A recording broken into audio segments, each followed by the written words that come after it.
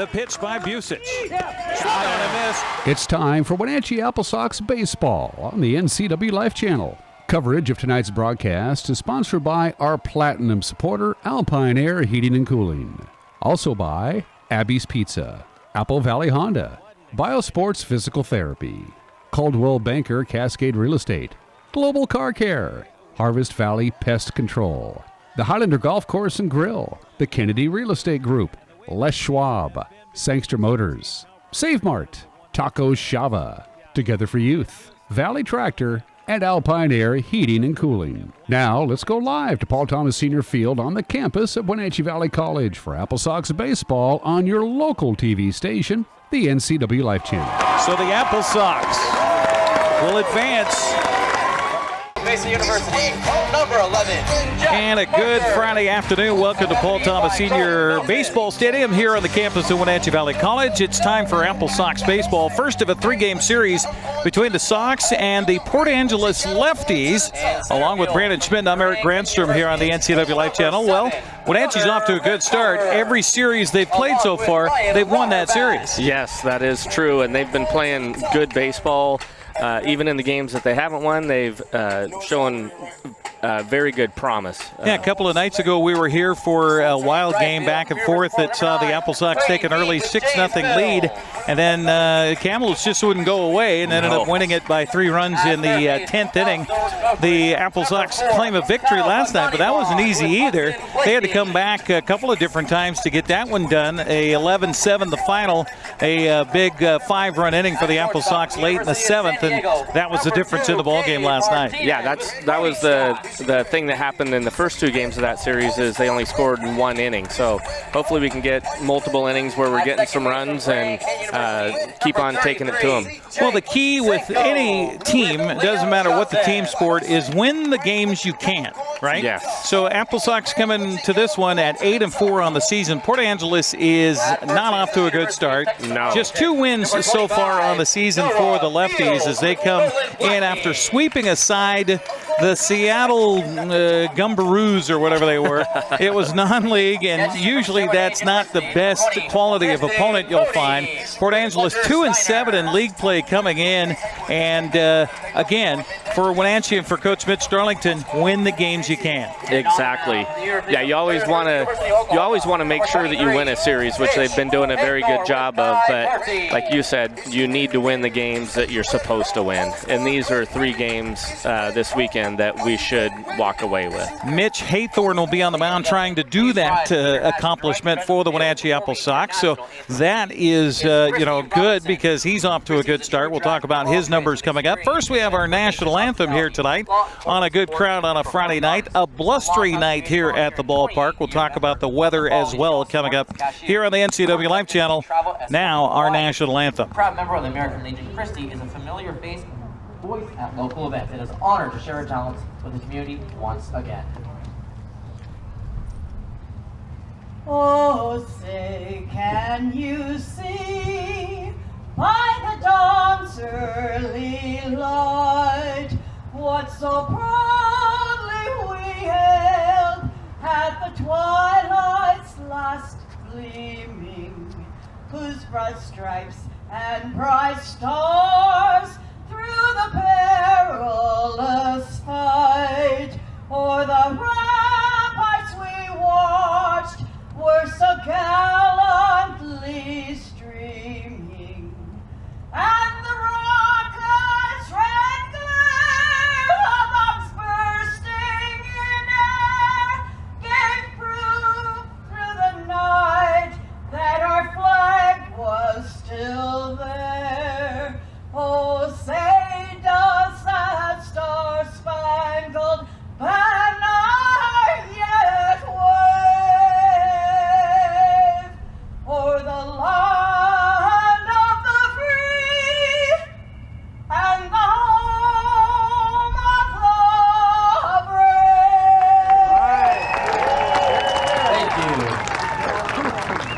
Now let's send out the open tonight's play ball kid, Rody. Well, there we go with our national anthem. Thank you to Christy for that as we get ready for baseball here tonight on the NCWLIFE Channel. Again, along with Brandon Schmitten, I'm Eric Granstrom here on the NCWLIFE Channel. Port Angeles has a record of 2-7 coming in. They're down in the bottom of the stack as far as the North standings are concerned. Of course, they split the season into two halves. You've got the first half, you got the second half. So even if things don't go your way in the first half, you can still qualify for the playoffs if you win the second half. That's very true. And, you know, a lot of these teams have people that are still playing in the College World Series too, so some of the guys that will be your better players could be showing up in that second half. Well, in case in point, we've got a few that are on the roster for Port Angeles that there's no information on them other than a name and a jersey number. Right. So that's a good indication that this fella just arrived. Well, you just talked to one who's their starting pitcher tonight, right? No, he's one of their fielders. Okay. Tyler Schulman. He's not a very smart kid. He just attends Harvard University. Yeah, that's all. Just spending his time in the summer at Port Angeles. Yeah. He says he's a California boy, or? He didn't. I was asking him where he was from, and he gave me Harvard. So. Okay. Yeah. At that, you pretty much just stopped talking. Yeah. I was in awe. Anything you say after that is just not going to sound right. all that good. So, ready for baseball here tonight. Taylor Kirk, Tommy Markey, and Tyler Schulman, the one you were just talking about, yes, who is the top three batting order here tonight.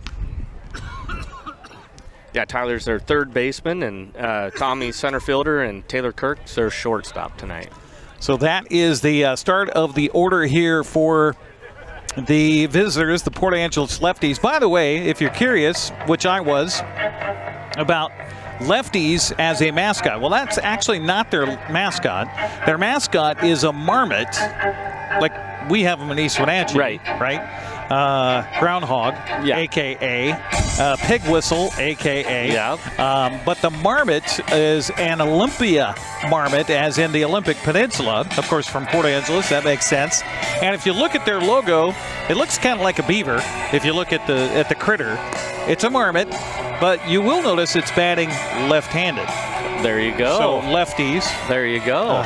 But the whole name of Lefties, I thought it was maybe something that had to do with maritime or dock workers or something like that. No, there is no reason for the Lefties other than they tried to get the marmot as their official mascot, so it'd be the Port Angeles Marmots. But when they attempted to do that, they found that there's a outdoor gear manufacturer that has Marmot. They've got that copywritten. And then also Major League Baseball has put the wraps on Marmot as well, so no chance for them to pay the rights fees to get access to it. Yeah. So maybe they were left out of having a mascot, so that's why the Lefties. We can make up any stories we want. We can. Right? We can. Yeah, why not? So we've got the umpire here talking to the crew on the first base side. Just a little reminder about our protective gate that's out in front of the dugout, little fence down there. And our first wind of delivery by Mitch Haythorne is swung on and pretty good. Hit hard, deep to left, and a long run for the left fielder. And how about Jack Barker making the diving grab for the first out of the game? And that's where you want to start things defensively. Yeah, for sure. I think the wind held that thing up for him pretty good because that ball was hit well. It looked like he was going to have to turn and show his numbers, which means instant double, but he did a great job of not giving up on that and making a great play. That'll bring up Tommy Markey, the center fielder out of Fordham. A couple of Fordham universities. Back-to-back guys. Yeah. First pitch here, he's a little bit outside the strike zone. 1-0 the count here as Mitch Haythorne gets a start here. We saw him on opening night, did we not? We did, yeah.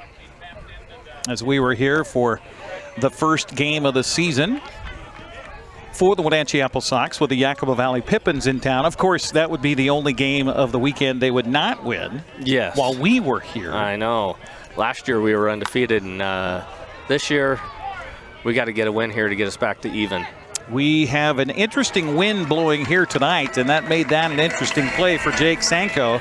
But he's able to get out there in shallow right field to make the catch for the out.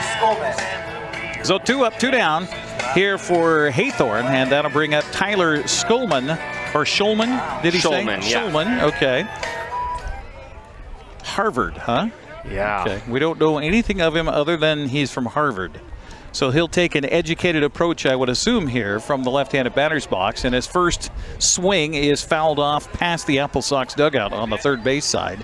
They're super aggressive tonight at the plate, aren't they? Yeah, we saw that here a couple of nights ago with the visitors from Kamloops. Yeah. They were jumping on pitches early. Well, when you got a pitching staff that likes to throw strikes, then sure, get on it early. This pitch swung on and grounded to the right side, and that's going to get through for a base hit.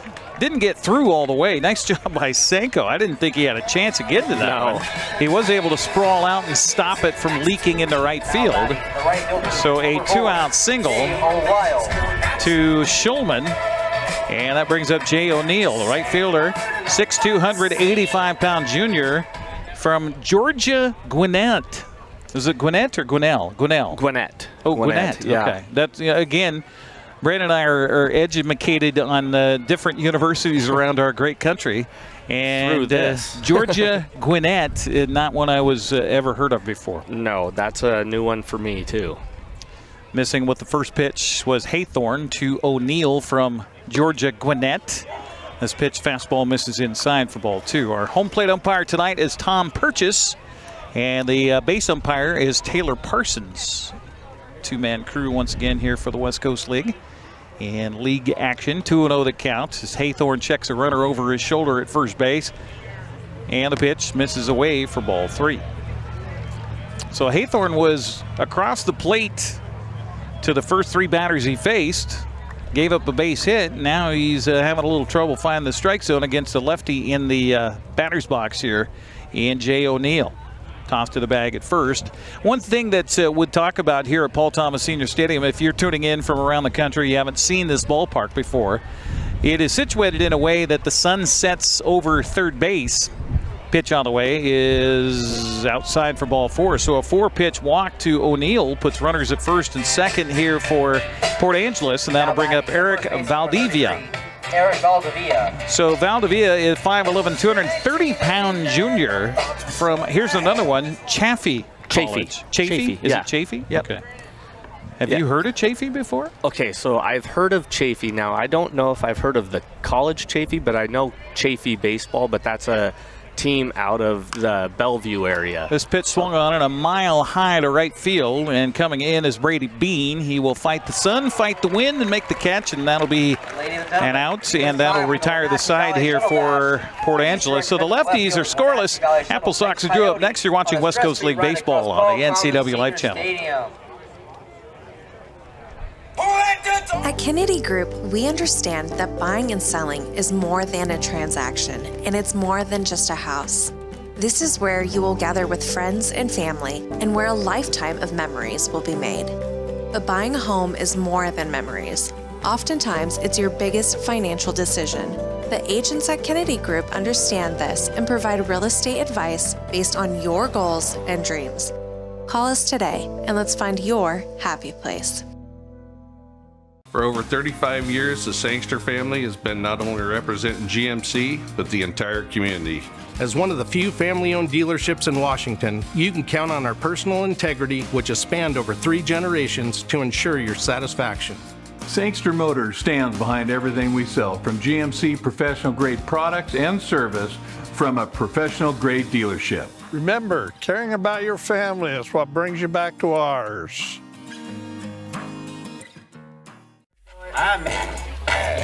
Welcome back to Paul Thomas Senior Stadium, or AKA loudspeakers out of control. Caden Martinez, Brady Bean, and Kyle Panyanabon.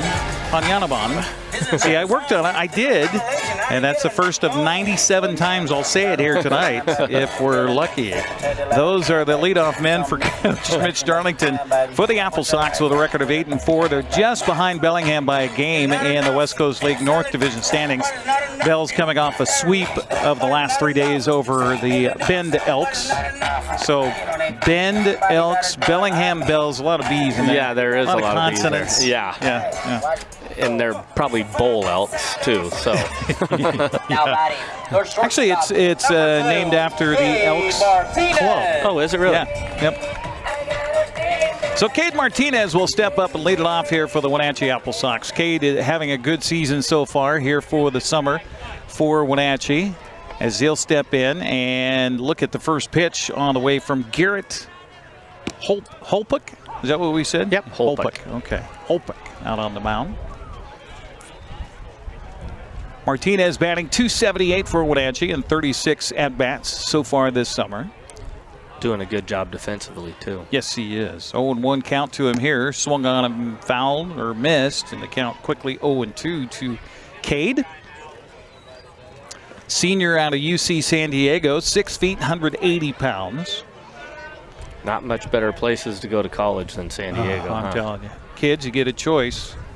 Pitch on the way here, swung on a chop towards the shortstop on 2 hops, fielding it and throwing over in time for the out for the lefties on the left side of the infield was Taylor Kirk. Brady B. You know, the only problem with going to college down there is you can't afford to live there when you get done. Yeah, that's right. You get a taste of heaven, and then you can't live there. So we had a deal. I don't know if they still do it anymore, but when I went to college, you had to live on campus your freshman year. After that, you could live off campus, but yeah, unless you lived in the area, then I think or relatives or whatever live there. Yeah, that's how I worked it. My grandparents lived not too far away from the university, and I learned that while that was a great opportunity to save money, it was not the greatest thing socially for a freshman in college. No. That ball's hit pretty good, and the wind's taking that thing. And it's going to go all the way out of the ballpark. There we go. Brady Bean. That. Brady Bean with a home run. That thing got up in the jet streams, didn't it? Yes, it did.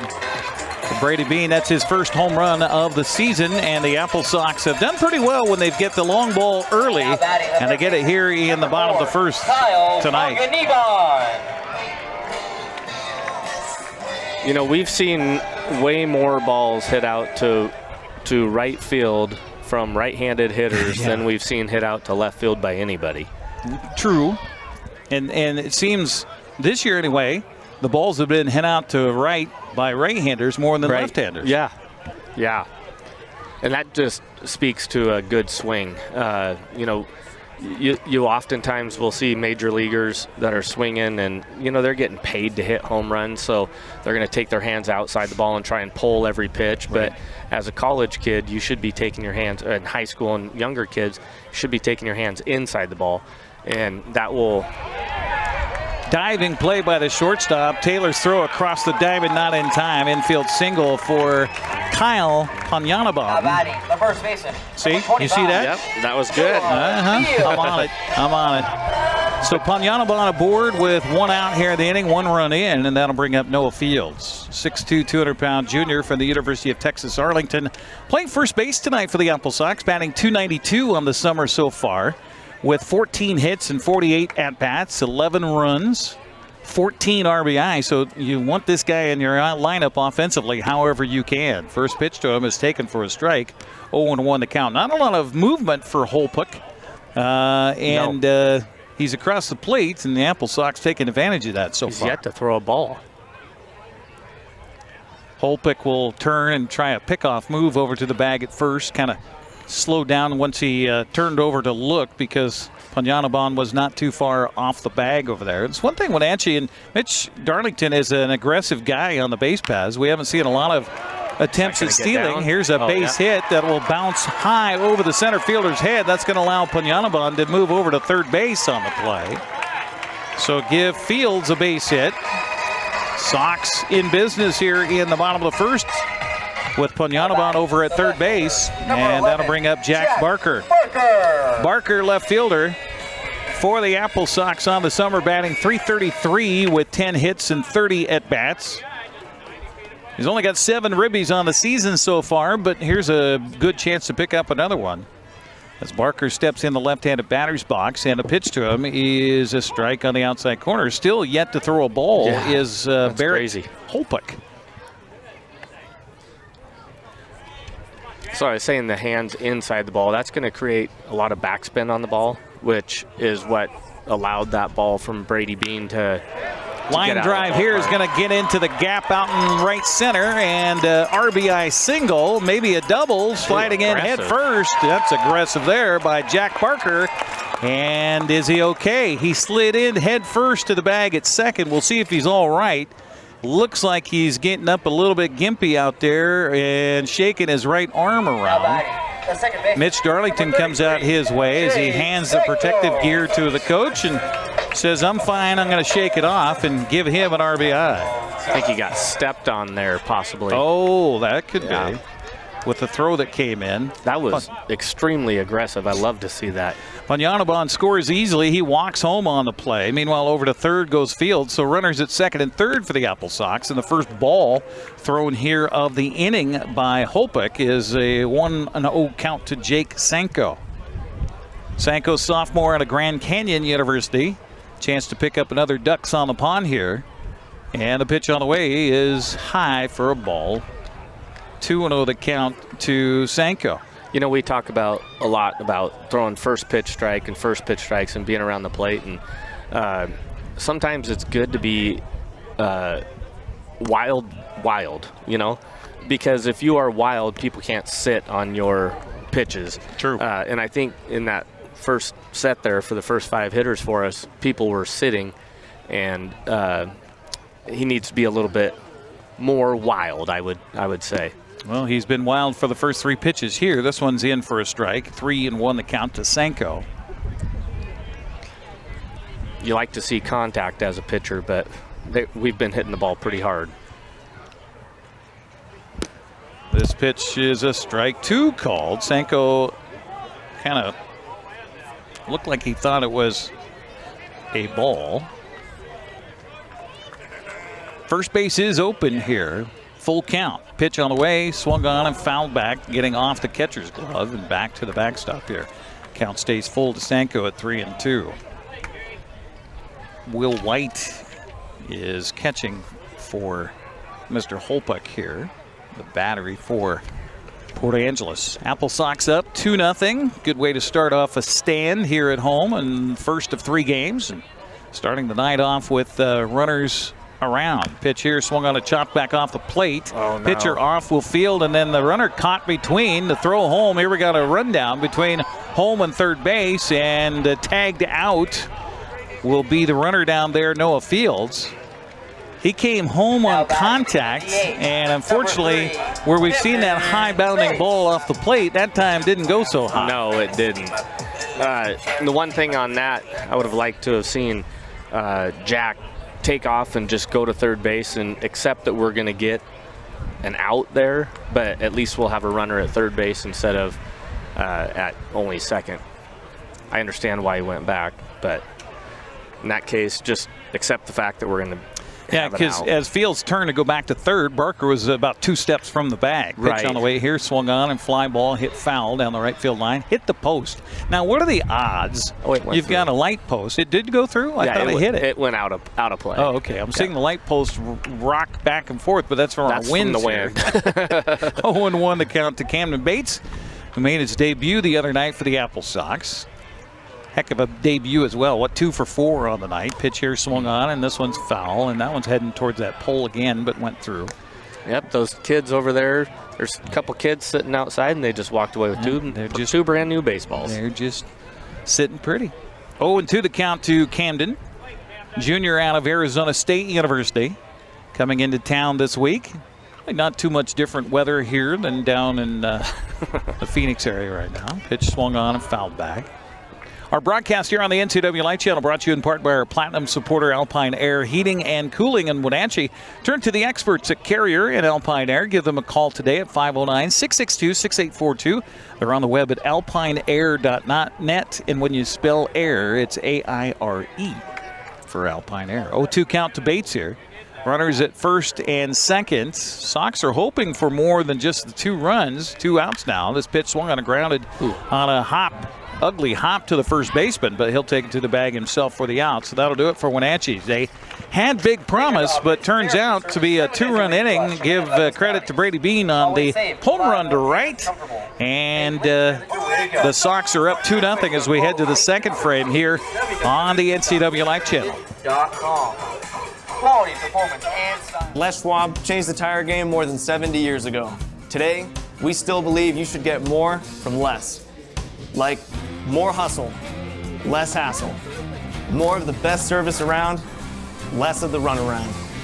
Because we include America's best tire warranty in every tire we sell. So you get more unbeatable warranty, less charging you extra. It's why we're more than proud to say, you get more from less. Hi folks, welcome to Save Mart. How can we help you today? We're looking for a recliner. Okay, right this way. Go ahead and move this chase on the other side. You can lift this up. Great, I want that one. I would like that one. That's a great choice. And I want this one as well. Okay. And I definitely want this one. You'll find it at Save Mart. Full service at a low, low price. Chance Doty, Dom Dominguez, and Will White drew up here in the second for Port Angeles as the Lefties find themselves on the scoreboard bottom side right now, trailing at 2-0 after the AppleSox. Boy, I thought they had a chance to get a lot more than that in that first frame. You know, we ended up having 4 hits in that inning and balls that were hit hard, and Port Angeles honestly did a really good job of holding us to 2. Well, and, you know, kind of an unlucky swing and a bounding ball off the plate that goes right back to the pitcher, and they get the rundown between home and third. Yeah. You know, that was the second out of the inning, and then nice play by the first baseman. Right. To get the final out of the inning. So, good job by the Lefties there defensively. So, Chance Doty steps up. The first pitch to him, off speed. How about that, Coach? Throwing off speed on the first pitch? Yeah.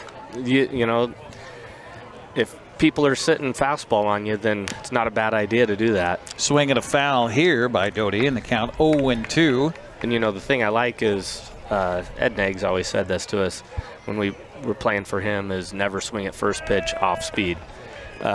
You know, if he's going to throw a strike as jump an ball, then tip your cap to him and you're down 0-1, but you don't end up rolling over in a bad foul ball or a bad base hit.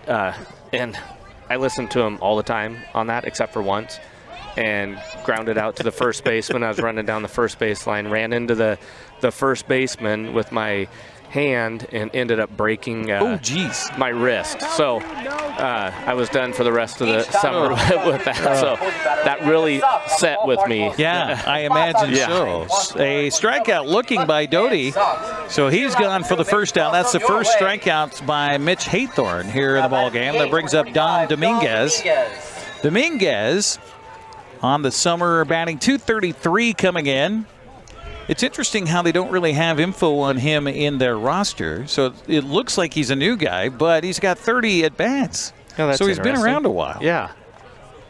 He's a big fellow. Big fellow. I kept waiting for you to say glute. He's a big glute. Dominguez, well, I mean, they're the lefties, so who knows what we call them here. This pitch misses, boy, just outside. Didn't miss by much.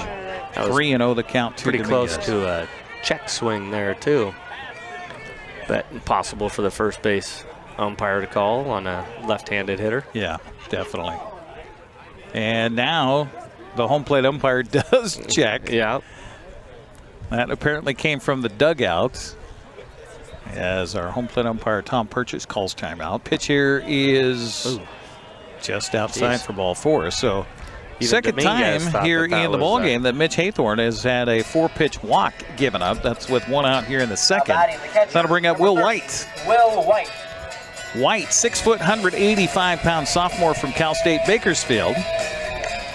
I've heard good things about that college. What do you know about Cal State Bakersfield? I don't know much. Okay. Yeah. I think it's in Bakersfield. First pitch in there for a strike. Thank you, Captain Obvious. It's a dynamite drop in. 1 the count here to Will White. 1 on, 1 out. 2-0 AppleSox on top here in the second. This pitch bounces in. Good nice stop by Tristan Mooney. I think this is our first time seeing Mr. Mooney behind the plate this season. 1-1 the count. Or did he catch the other night? Mm-mm. Last game. No, it was that was Hinkle. Hinkle. Yep, Henry Hinkle. The windup and delivery, swing and a miss. Pitch was outside, ball and two strikes. Abby's Pizza, for more than 50 years, has proudly served Northwest with toppings to the edge, 100% real cheese and freshly rolled dough. Order online at abbeys.com. 1-2 the count here. Curveball bounces in for a ball. Oh, speaking of which, we need to turn up our mic behind home plate a little bit to hear some of the game action. Yeah. Good crowd here tonight. It is kids' night at the park.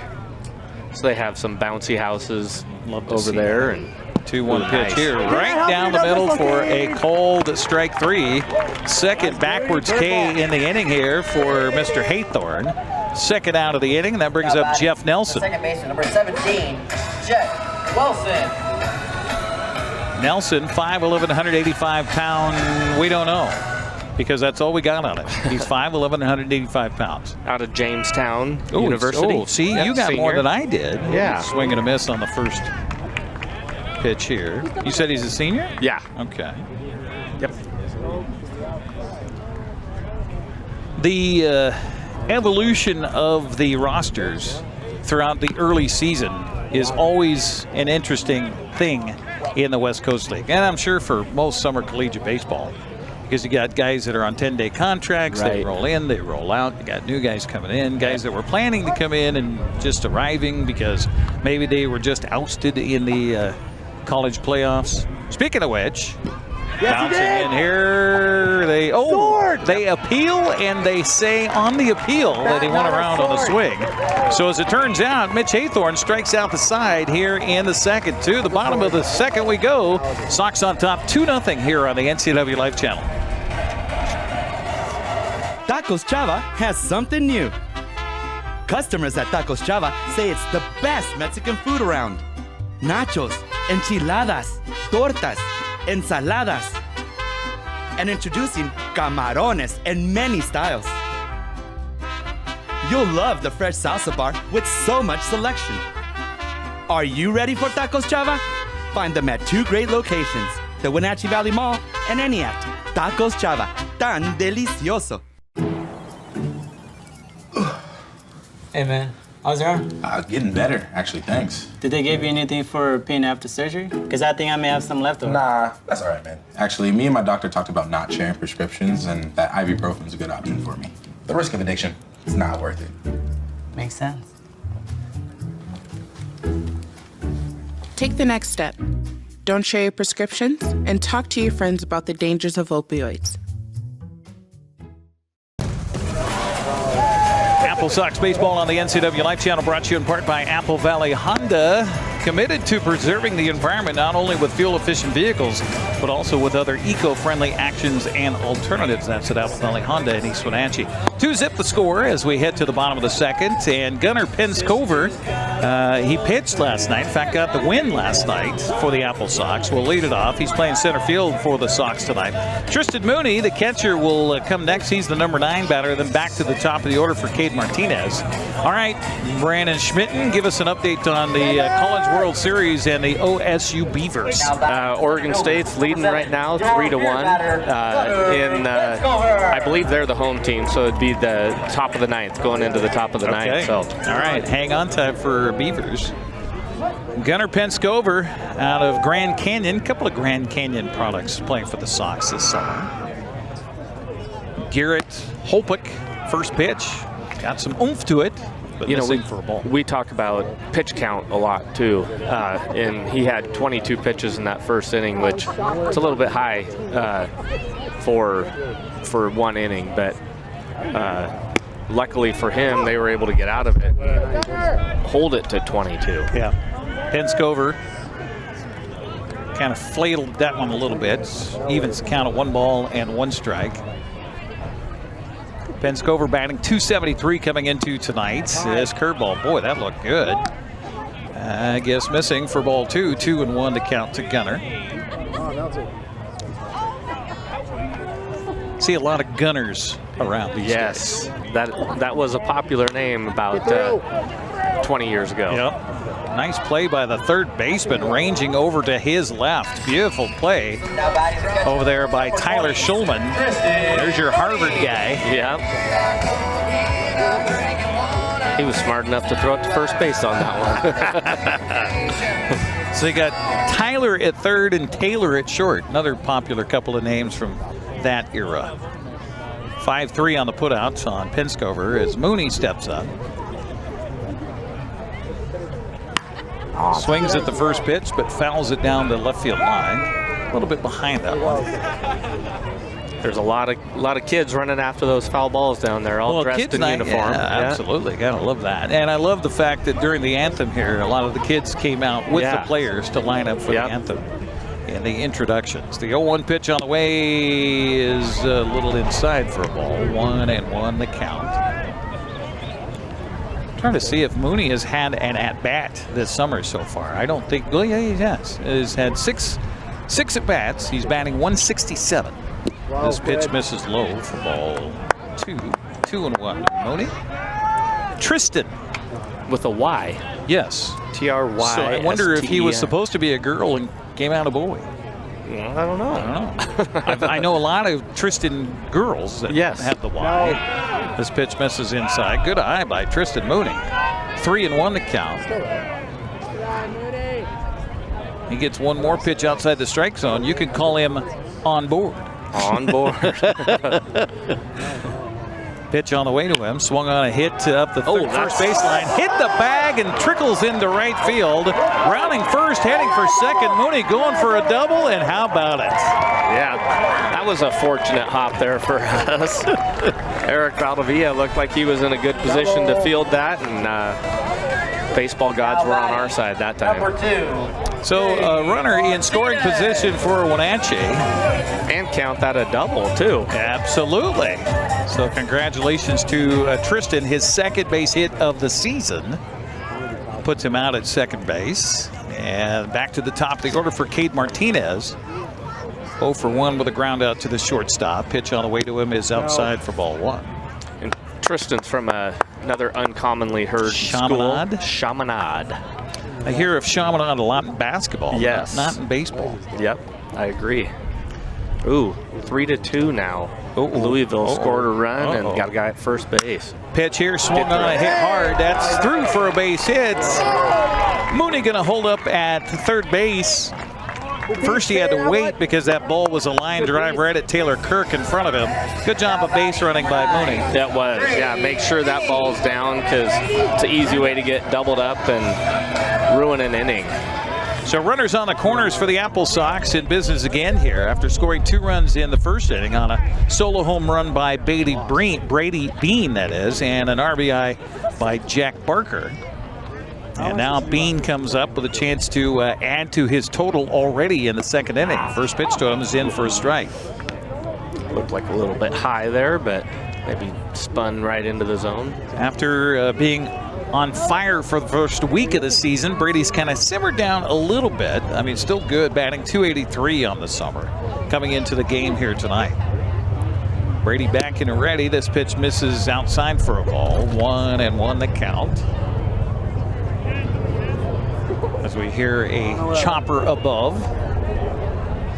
I saw a couple fire planes earlier, too. Yeah, well, the good news is this doesn't have a water drop hanging from the bottom of it. Yeah, the bucket. Yeah, 2-0 the count as this one's high and inside. A lot of activity at the Pangborn Memorial Airport. By the way, if you didn't tune into our news earlier this evening, we did have a little plane crash at the runway at Pangborn earlier today. Seems like everybody's okay. It just kind of tipped over onto a wing at the end of the runway. So a little looked like a little private plane and a little incident at the airport, which is a rare thing here at Pangborn Memorial Airport. 2-1 the count with runners on the corners, and the pitch to Bean swung on and hit back off the pitcher's glove.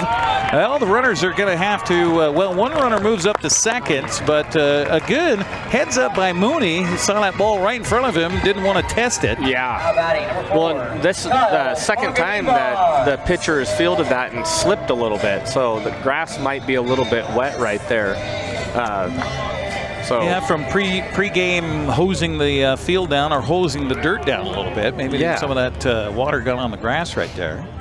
So you give him a base hit there, Coach? I do. Yeah. Okay, all right. That ball was hit hard. And if you're just joining us for the first time, Brandon Schmitten coaching here in the Wenatchee Valley. This pitch swung on a miss, hefty cut by Panyanabon, and the count 0-1. Coach is a very, very picky person on giving offensive numbers for batters.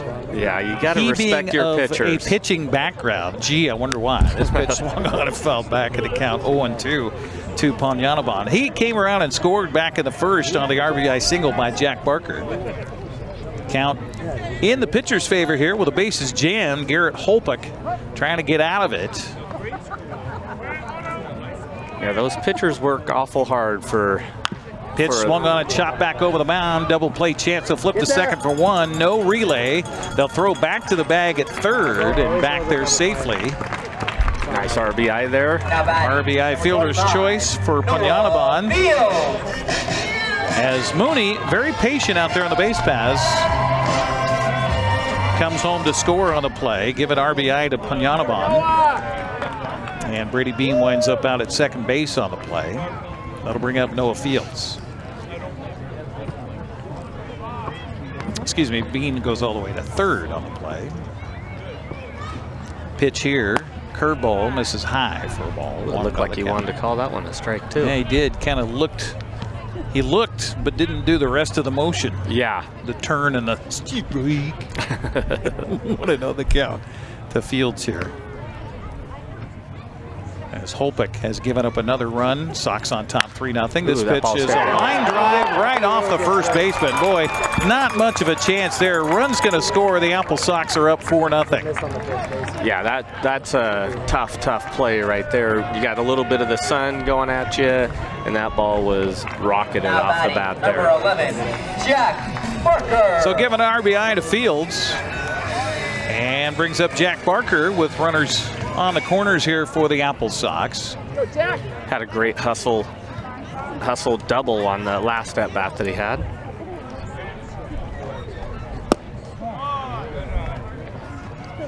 Pitch count's getting way up there for Garrett here. He's faced a lot of hitters here so far. Second time through the order for the AppleSox. We're only in the second inning. Want to know the count to Barker.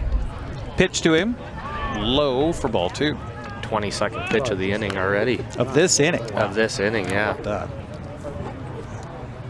Jeff Nelson over there at first base for Port Angeles. Man, I just feel bad because he's got the son he's battling with over there too. Pitch on the way is in there for a strike, and the count goes to 2-1 on that line drive off the bat to Noah Fields. I mean, he had no chance to be able to field that. No, that's Eric Valdivia, isn't it? I'm sorry.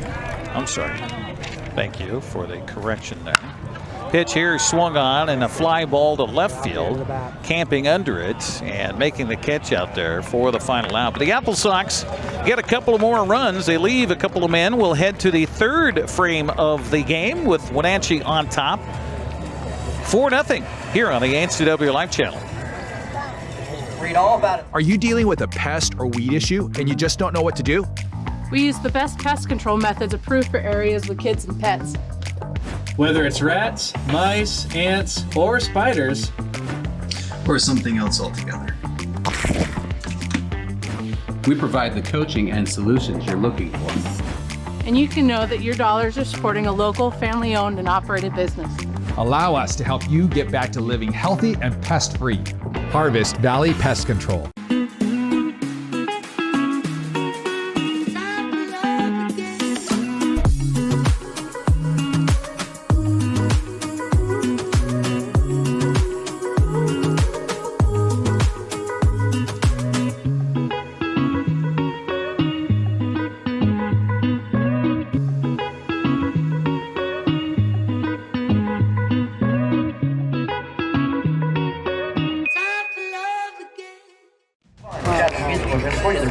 Thanks for joining us here on the NCWLIFE Channel. Our broadcast here brought to you in part by Biosports Physical Therapy, Aquatherapy, Sports Biomechanics, Orthopedic Physical Therapy, Orthotics, all you need to keep moving. Find them online at biosports.net. Open Monday through Friday, 7 a.m. to 7 p.m.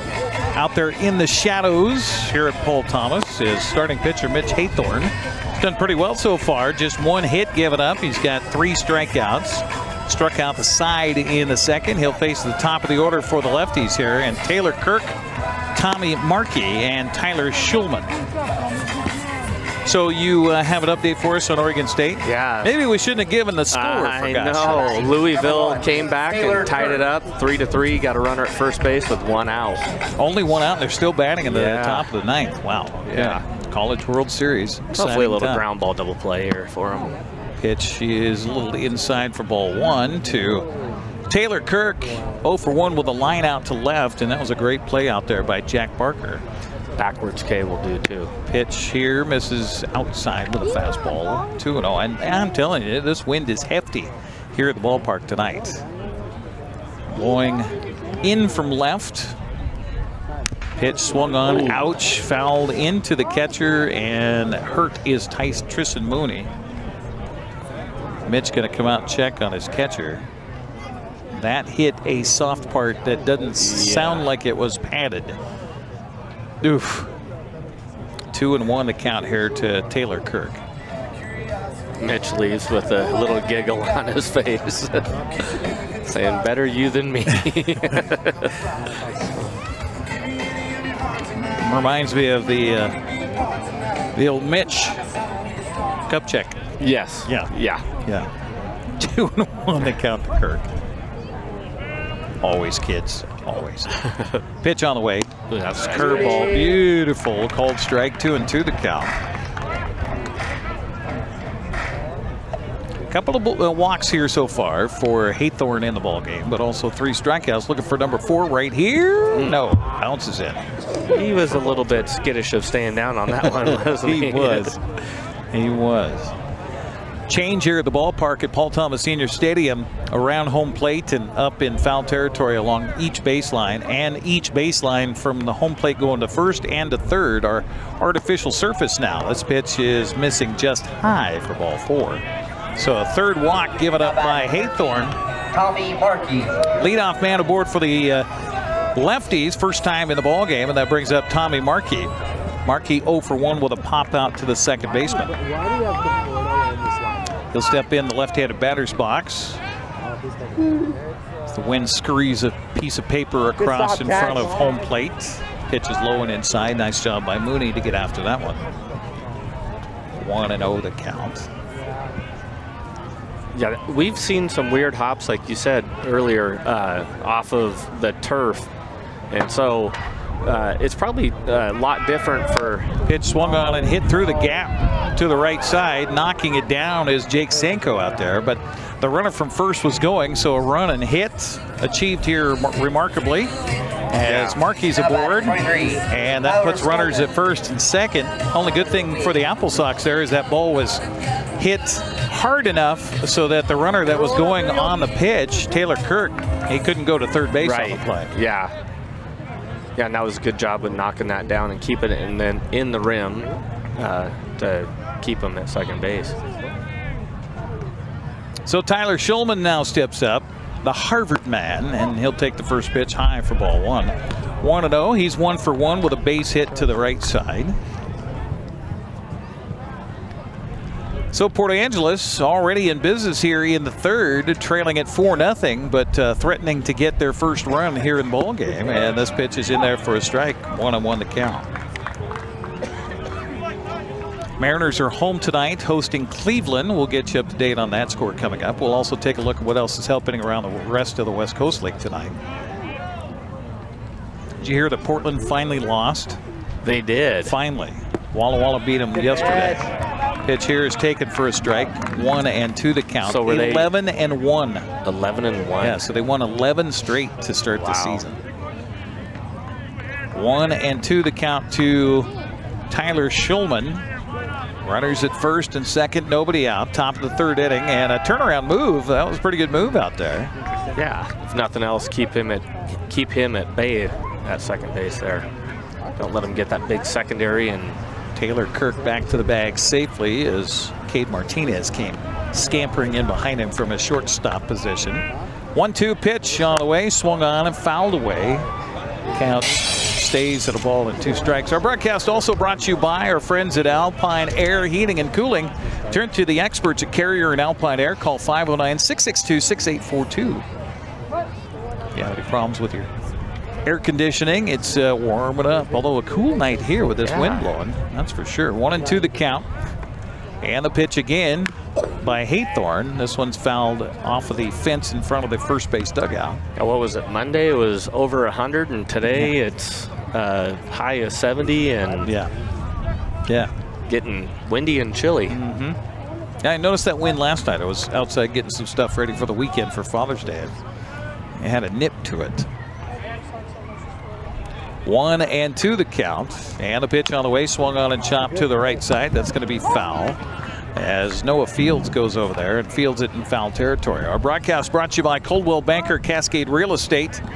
For all your real estate needs in Central Washington, give them a call at 509-888-8887. That's 509-888-8887. 1-2 the count to Shulman. Umpires never really like to leave their little area there. So when the ball boy tossed him a ball, I don't think he liked that too much. As I was going back to the balls bouncing off of this turf, for a catcher, it's going to be a lot different too than that's true. Dirt. So it's a little bit of an adjustment for them to do, but our catchers have been doing a great job this whole year. So we have a conversation going on right now with our field umpire talking to Mitch Haythorne on the mound. He got a ring on, or? I'm not sure. Now Quincy Vassar comes out of the dugout to check on what's going on. Was that just a preventative umpiring about holding and not balking? No, or was that a pitch count situation? No, I think he had a ring on his finger. Swing and a miss here, and that's a good strikeout for Mitch Haythorne. That is his 4th strikeout of the ball game, and a crucial out here with 2 aboard in the 3rd. So now the AppleSox could wipe out the threat with a bounding ball and a double play. Jay O'Neill steps up. He walked back at the 1st. Yeah, because after that conversation I saw Mitch takes something off his hand? Yeah, Mitch took something off his hand, put it in his back pocket. So, well, it wouldn't have been on his throwing hand, right? It was actually. Oh, really? Yeah. Okay. Jay O'Neill.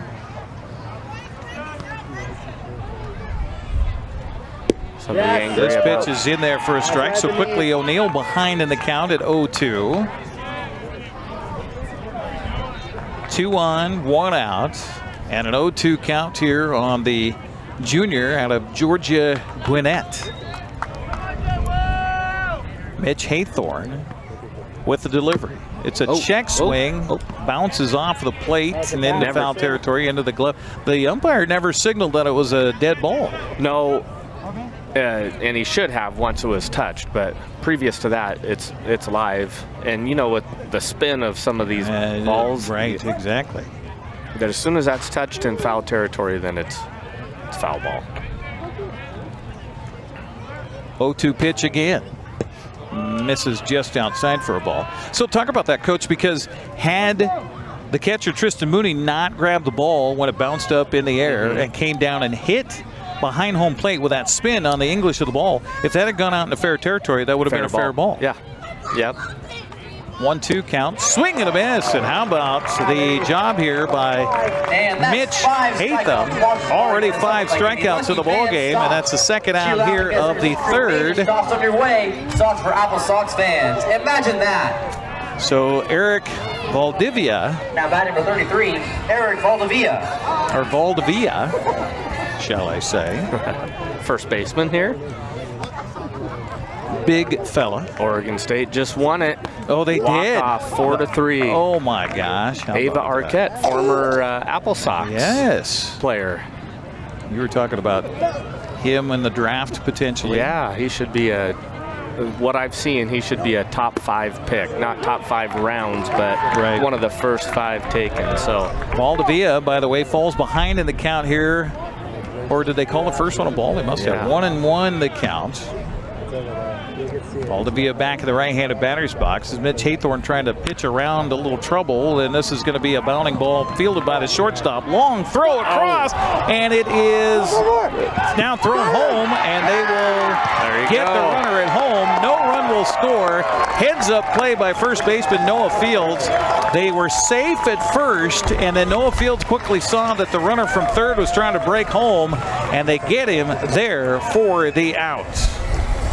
Yeah, that was a good job by the first baseman there, coming up with that and making a good throw, and we had him out by 10 feet just because it was a great throw, and he was very aware of what the situation was there.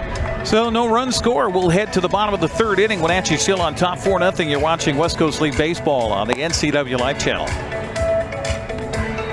You trust the same doctor for your health and the same dentist for your smile. Trust Global Car Care to keep your vehicle running strong. We track your car's history so it gets the right care at the right time. With our 3-year, 36,000-mile warranty on parts and labor, you'll drive away with confidence. Global Car Care, your automotive experts. We service all makes and models, but specialize in Sprinter vans, Mercedes, Audi, Volkswagen, and BMW. Call or visit us today.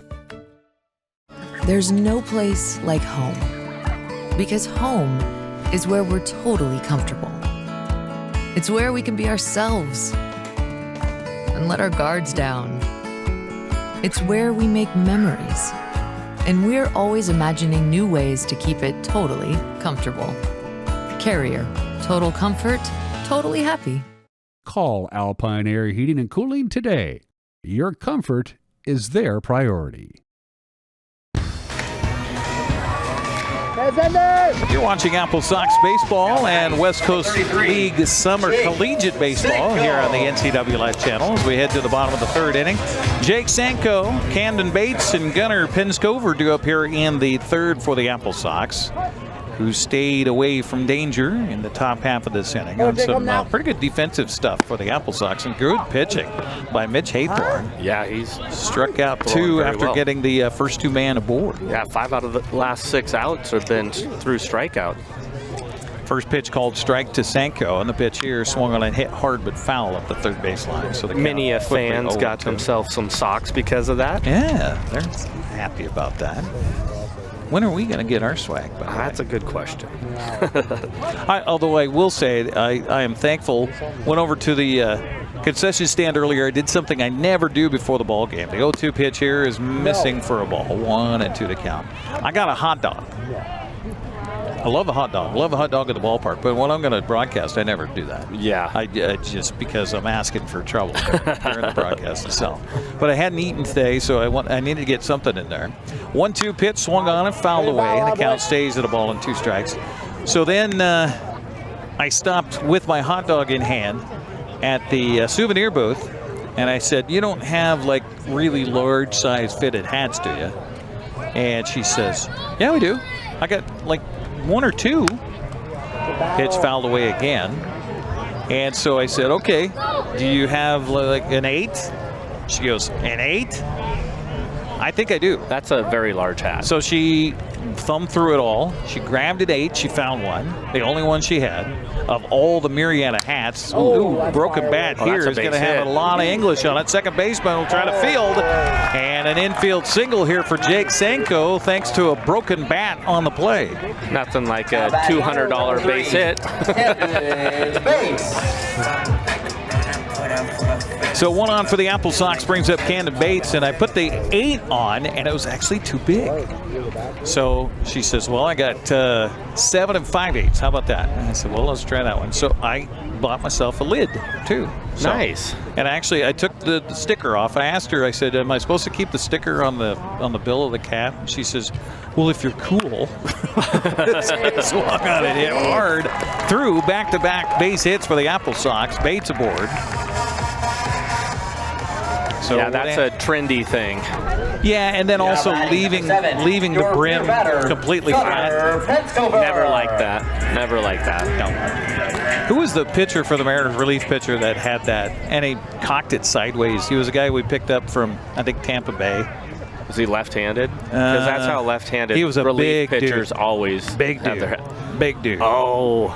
You remember who I'm talking about? Yes, I do. Scoring the bunt here is Penscover, and he'll take the first pitch for a ball. 1-0 the count to Gunner. Gunner grounded out to third back in the second. We're only in the third, by the way. 4-0 AppleSox, threatening again here in the bottom of the third inning. Who was that? He did the arrow shot. After he got a save, he did the big arrow shot. I can't think of his name right now. First baseman halfway down the base pass towards home as the pitch came across the plate to Penscover. As he scored a bunt, he'll take the pitch for a ball. Here's something that you see a lot in high school. I don't know if it's accepted here in this league, but doing a sluggo is what we call it. So it's like act like you're going to bunt and then pull back and take a hack. And the reason I say that is that second baseman was cheating way over as well. So that leaves a big hole there. If you can get your hands inside the ball and just get a ground ball, you're going to be scoring a run probably. Penscover takes a strike. He squares the bunt again. And now the first baseman is within about 15 feet, 20 feet from home plate when that pitch came across. And they're going to say strike 2 to Penscover. So he tried to bunt it, but it was high and inside. And that's what I would like my pitcher to do, is throw fast and high and inside when he squares the bunt like that. So it's more of a protect mode than anything else. 2-2 count to Penscover, 2 on, nobody out for the AppleSox. Now he'll have to swing away. Pitch swung on a chop towards the second baseman. Double play chance, they'll flip to second for one. The relay to first is in time. Fans here at the ballpark are not happy about that call by the field umpire here. But it is a double play. Stanko goes over to third base. 4-6-3 on the double play. So Tristan Mooney going to have to come up with a, well, can he hit a bag again? Yeah, that would be nice. He did back in the second. Double, and ended up scoring on a fielder's choice RBI by Peñanaban. Mitch Darlington having a discussion with our field umpire here tonight to talk about whether he saw that well enough. Taylor Parsons is our field umpire. And that's a challenge, especially when you got runners running all over the place. You got to play in the infield. You got to, and the umpire was set up behind the mound on the play. Yeah, and so what Mitch was asking there probably is if he could get some help from the home plate umpire on that, because his angle is a better angle to see it at. But apparently he wasn't going to ask. Pitch here swung on back over the mound. That's going to be knocked down by the second baseman. His throw to first, not nearly in time. So give Mooney an RBI single. AppleSox lead at 5-0. Didn't hit off a base, but it went through anyway. So Jake Stanko, I always love it when if you get your leadoff man aboard, doesn't matter how they get aboard, bring them around to score. Yeah. Get them on, get them over, get them in. It's a high percentage of leadoff hitters that get on will score. Cade Martinez swings at the first pitch to him and fouls it off the plate, and it'll be strike one. 0-1 to Cade, who's already been up twice in the ball game. He's 1 for 2, grounded out to short, and hit a line drive over the shortstop his last at bat in the second. That ball was hit hard. It was scorched. The 0-1 pitch, off speed, and that's not what Martinez was looking for, so he takes it for a strike 2.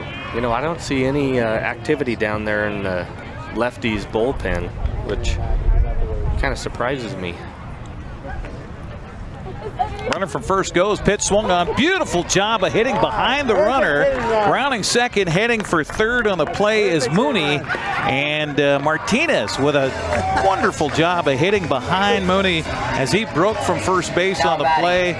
He's aboard safely with a base hit. Yeah, that was a good job of a hit and run right there. I would assume that was the call by Mitch on that. And the second baseman vacated to go get the bag and just took the ball the other way. Well, Brady Bean's got a good night going so far. He's 2 for 2 with a home run, couple of runs. Runner from first feigns a run towards second, and Bean takes a curveball in for a strike. 0-1 the count.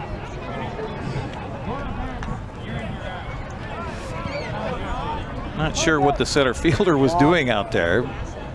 Oh, I guess he lost his hat in the wind. because suddenly he was running towards right center. That's Tommy Markey out there. That's a good pitch. Hey, Coach. Yeah. Speaking of hats, 0-2 the count here to Brady B. So he lost his hat. Can he just not put it back on?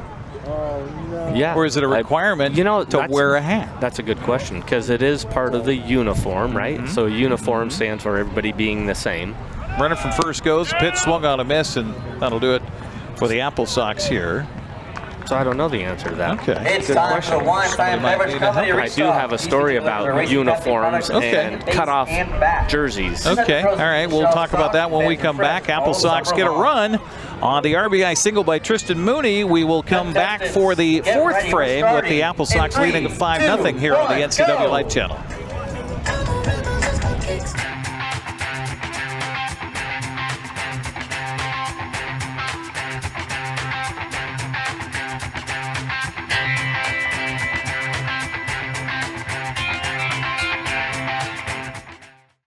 Highlander Golf Course and Grill, located in East Wenatchee, offers terrific views and challenging play for golfers at every skill level. From the golf course to the grill, you don't need to be a member to dine in style and play golf too. Highlander's well-groomed fairways and greens keep it difficult, yet friendly for your regular rounds of golf or a new destination for you and your out-of-town friends. Contact the Highlander Pro Shop today to schedule your tee time, outing, or tournament. Open 7 days a week, where everyone is welcome to play and eat.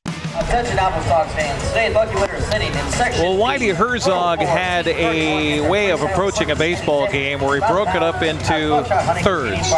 You want to win the first third, hang on during the second third, and then close it out in the last third.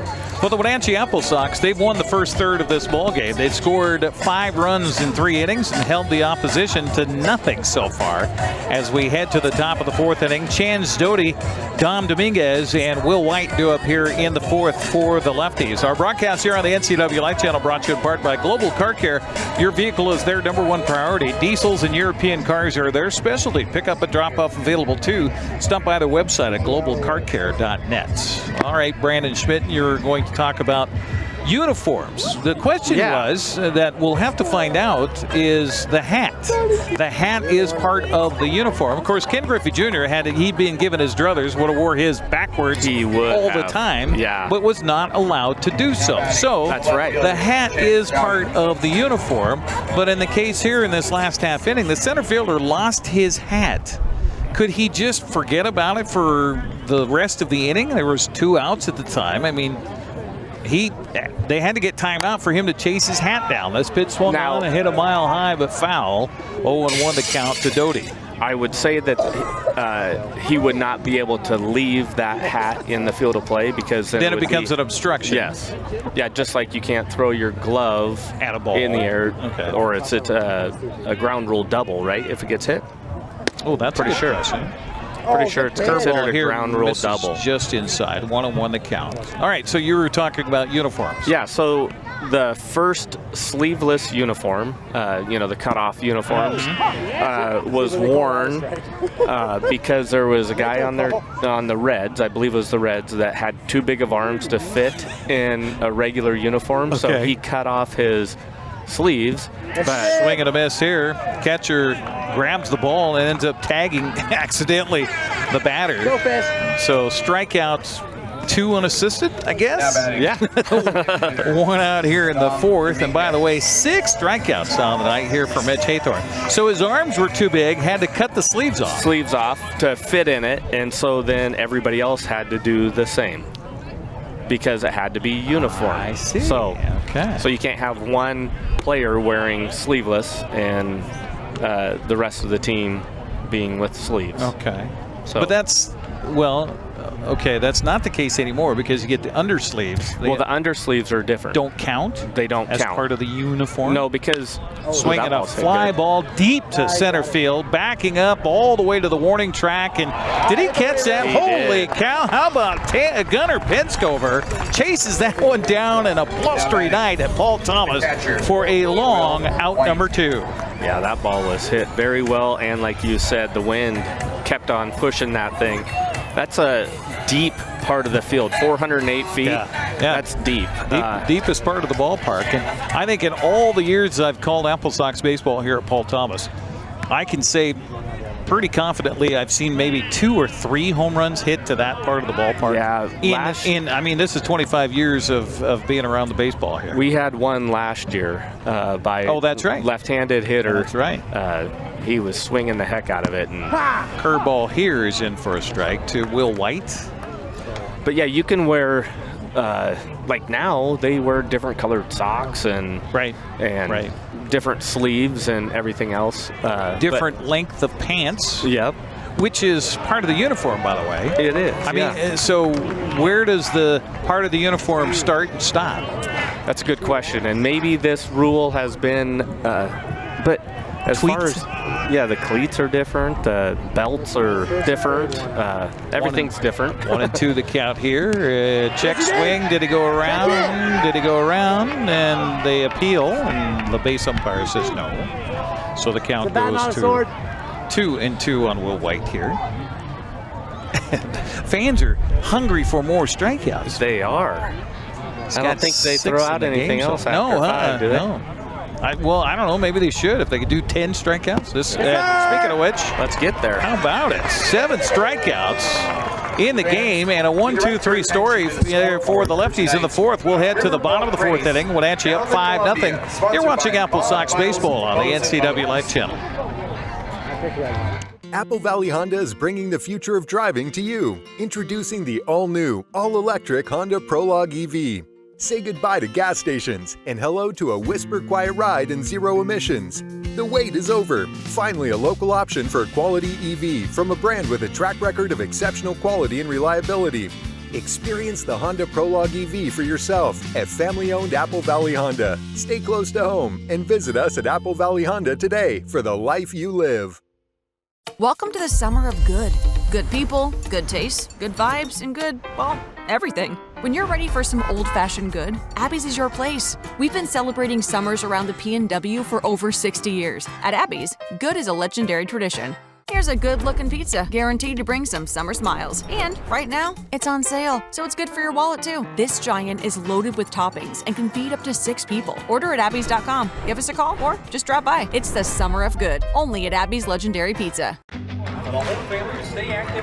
Well, Holpick will continue on the mound here for the Lefties. By the way, came in with a 6.35 earned run average and a record of 0-1 on the season. This is his second start. And you said how many pitches so far? I have him down to 65 pitches already. It's a lot. Yeah. AppleSox three innings. 5-0. Yeah, we're through 3, heading to the bottom of the 4th. Kyle Panyanaban, Noah Fields, and Jack Barker do appear in the 4th inning. Our broadcast here on the NCWLIFE Channel brought to you by Harvest Valley Pest Control. You can rest assured Harvest Valley Pest Control uses kid and pet safe material around your home or office. Call Harvest Valley Pest Control today for your free estimate. 509-423-2207. That's 509-423-2207. I think what happened there is we got flip-flopping going on upstairs in the press box between the PA announcer and the radio announcer, and we just got the radio announcer. Boy, can he project. Oh, he does. 0-1. He was what a kindergarten teacher would not enjoy. 0-1 the count to Kyle Panyanaban, who is 1 for 2 in the game. This is a cold strike, 0-2 the count. Panyanaban with a base hit in the first, he scored, and then got an RBI and a fielder's choice in the second. 0-2 count to him here, and the pitch on the way is strike 3 cold. Gone looking is Kyle Panyanaban. Now batting, number 25. Didn't like that call by the home plate umpire. Noah Fields. So Noah Fields, who's 2 for 2 tonight, will step up. He's got an RBI. Wenatchee scoring 2 runs in the first, 2 in the second, and a run in the third here to grab this 5-0 lead. I kind of, if I'm a coach, I kind of prefer my guys to spread it out rather than just having a big old lump sum in one inning and then nothing for the rest of the night is what we saw the other night here. Right. 6 runs in the second, and then it was a deserted island after that for Wenatchee offensively. When I was in college, we had shirts that said "Complacency sucks." basically saying, don't be satisfied. This pitch is hitting the air to right field, but wind's not going to carry this one far enough as it's squeezed out there for now batting. So, and then when I was coaching at Lake Stevens, the head coach over there, Roger Anderson, great guy, Hall of Fame coach for the state of Washington. Right. His statement was never be satisfied, because as soon as you're satisfied, you're done getting better. That's, I like that. That's what we've got to continue to do here, is score, score, score. This pitch is hit hard down the right field line, and it's all the way to the wall. Rounding first and heading for second on a 2-out double is Jack Barker, and boy, he likes hitting those doubles. That's the second one tonight for Barker. Yeah. Second baseman, Jake Senko. That ball was hit well. Trying to look it up here real quick. Barker.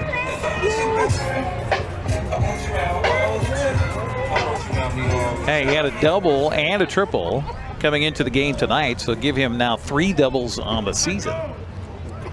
It's a good night when you double your yearly performance. Yeah. Pitch on the way to the next batter. Jake Sanko taken for a ball. Well, the AppleSox trying to get a little something going here with 2 outs. Never be satisfied. Yep. Pitch on the way to Sanko. Curveball swung on a hit off the plate. Third baseman will field and throw, and a high throw, and then safe at first is Sanko. That would have been a close play, even if it had been a good throw. Yeah, I'm giving that a hit. Well, you're Santa Claus tonight. Now, the question is, Jack Barker, should he have come home on that throw over to first base? No, because he was going from second to third on the play, and the throw across wasn't fumbled or bobbled or anything. It was just a high throw. Yeah. Camden Bates will swing and miss at the first pitch that was way outside. Camden 1 for 2 tonight. Grounded out to the first baseman in the first and singled to left center in the third. Sox would love to get a little 2-out base hit from him here with the runners on the corners. 0-1 the count to him. And the pitch on the way with the runner going is a high pitch. The throw down to second base is in time, and they got him. Caught stealing is Jake Sanko. That was an outstanding throw by Will Whites, and so the AppleSox are retired here in the fourth. No runs for the first time here tonight on a couple of hits, and man left. We'll head to the 5th inning of play. Wenatchee on top 5-0 here on the NCWLIFE Channel. Race from the left to the right field foul. A new video game, a movie, dinner with friends. There are a lot of things worth saving up for. Vapes aren't cheap, and buying pods over and over can stop you from affording things you want more. When it comes to your money, choose what matters. Choose you. When life gets stressful, jumping into your passions can help you find your calm. Avoid vapes, which contain nicotine and can make feelings of anxiety and depression worse. When it comes to your mental health, choose what matters. Choose you. Get a great deal on making the most of every property. The Kubota commercial landscape lineup is built to do more. From the RTVX utility vehicle to the Z700 mower to the SVL track loader. When your reputation is on the line, you need equipment that doesn't let you down. Right now, bring home select Kubota equipment for 0 down, 0% APR for 48 months, or save up to $4,000. Firefly defends your network with 6 layers of security. Jeff Nelson, Taylor Kirk, and Tommy Markey do up here in the 5th inning. The number 9, 1, and 2 batters for Port Angeles. Our broadcast brought to you in part by Highlander Golf Course and Grill. Plan your next tournament today. Call the Pro Shop to schedule your time on their full swing S4 widescreen golf simulators. Or just make yourself a tee time. Call 509-884-4653. That's 509-884-4653. I can't even hear you. Committed to being an instructional and developmental league for and I'm sitting right next to you with a microphone. Yeah, and headphones on. So Jeff Nelson will step up. He is one of 7 strikeout victims for the night for Mitch Haythorne. How many pitches for Mr. Haythorne? He's at 59 pitches right now. Pretty good for 4+ innings now. The first pitch here is a strike. 0-1 the count. I do not see any activity down to the AppleSox bullpen, so we'll see what kind of pitch count Mr. Haythorne is on tonight. This pitch taken for a ball inside. 1-1 the count to Nelson. Yeah, and surprisingly, I don't see anybody up in the Port Angeles bullpen either. And Garrett Holmpeck is at 76 pitches already. Check in on the Mariners. They're in the, well, heading to the third inning. Scoreless so far with the Guardians. 0-0 in Seattle. 5-0 our score here. This pitch is fouled off of his foot. And a count of ball and 2 strikes on Jeff Nelson. Let's catch you up to date on the rest of the West Coast League as well, besides this one. Yeah. Jet's a lot tougher than I am, because that looked like that hurt. And he didn't flinch one bit. Pitch swung on a fly ball to left field. And great job by shortstop Cade Martinez to help out left fielder Jack Parker. Did you see that? Yeah, I did, yeah. Communication, we talk about it all the time, right? The better communication you have, absolutely, the better you're going to be. Absolutely. One out here, back to the top of the order for the lefties. Taylor Kirk, who lined out to left in the first and walked in the third, got around all the way to third base, but then they got him at home. Pitch here is in there for a strike. 0-1 the count, and that is one of Brandon Schmitten's favorite things. First pitch strike. First pitch strikes. Catch you up to date on the West Coast League here as the 0-1 pitch swung on and hit to center field. It's going to drop down for a base hit. So a 1-out single for Taylor Kirk, his first hit of the night, brings up Tommy Markey. Of course, we're watching what's happening with Bellingham. They're in Victoria tonight to begin a weekend series and trail the Harbor Cats right now 3-0. Kelowna is leading the Nanaimo at home tonight at Elk Stadium. Top of the fourth. That one's, excuse me, there's a bug on my screen.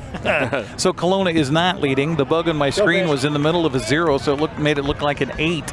No, Nanaimo on top in that one, 4-0.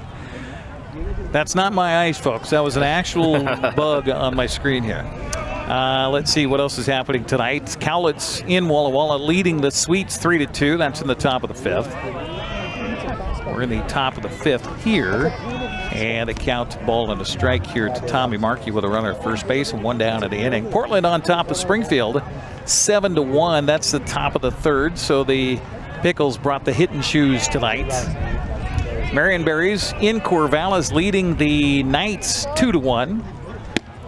Fastball here misses inside for ball 2. Edmonton is at Kamloops tonight, and they lead it in the bottom of the 3rd, 5-3.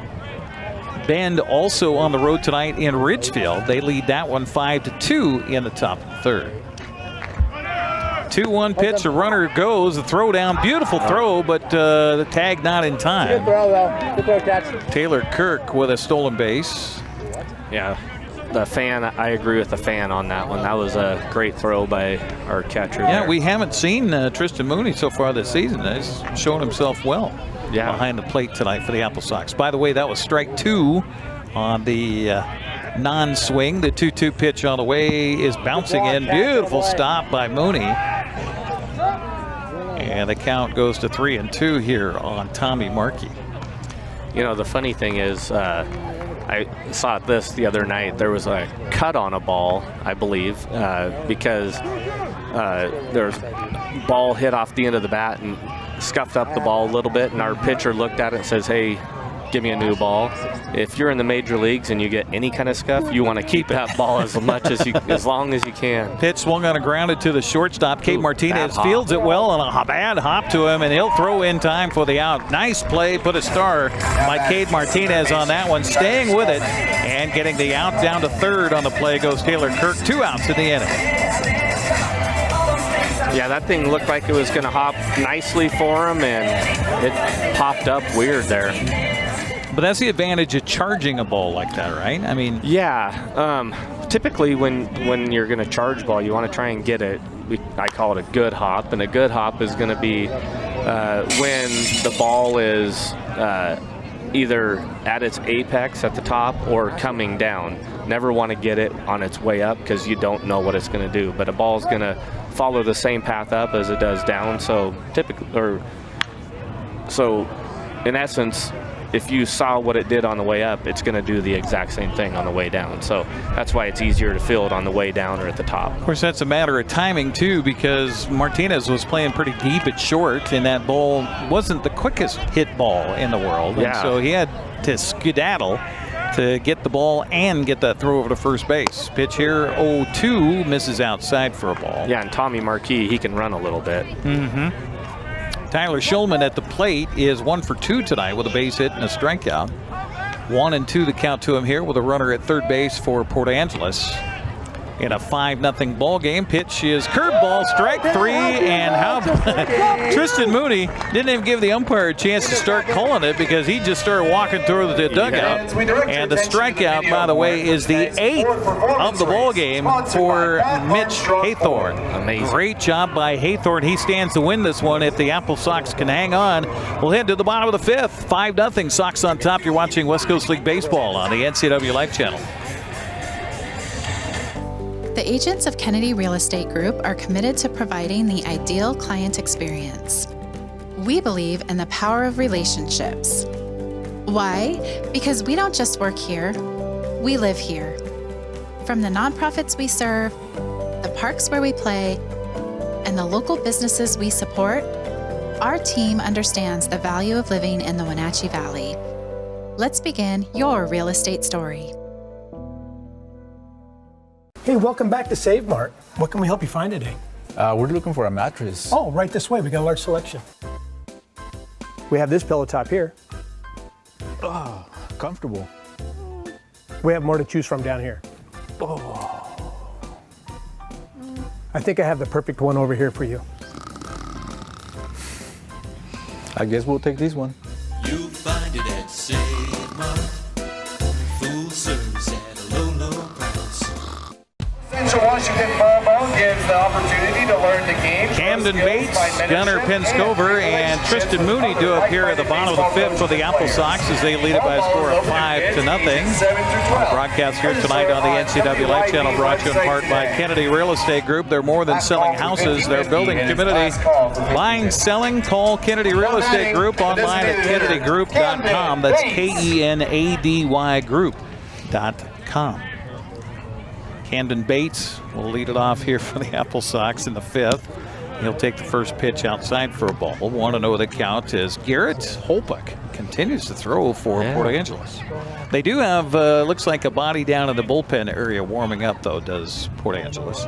1-0 count here as Holpuck delivers. Swung on, popped up. I thought we were going to have a chance at a ball there. Yeah, that'd be fun, wouldn't it? Goes behind us for strike 1. 1-1 to count to Bates. AppleSox and the Lefties will play again here tomorrow night at 6:35, and then they'll wrap it up on Sunday at 5:35. Bark in the park on Sunday. That's right. Bring your dog with you. Bring your pooch. Let's make sure that they're well behaved, though. Yes. Always wondered about that for Mariner games because that's a lot of dogs that show up at the ballpark. Yeah. I don't ever hear of problems. No. But I would hope that the owners of the dogs would know that, okay, this is a good dog I could bring to the ballpark to be around not only just other people, but other dogs. Yes. Yeah. Yeah, our dog, love her to death, but she is awful skittish. So I don't Probably think not going to work out so No. well. 2-1 the count to Camden Bates here to lead it off in the 5th for the AppleSox. Pitch on the way. Ooh, look out. Ooh. Misses inside for ball 3.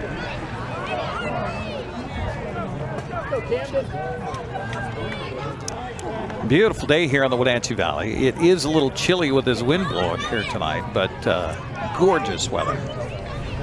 3-1 the count to Bates, and he'll take this one inside for ball 4. Or did he? Okay. I couldn't hear what the umpire said, but Bates thought maybe he said strike. Yeah. So leadoff walk for Wenatchee.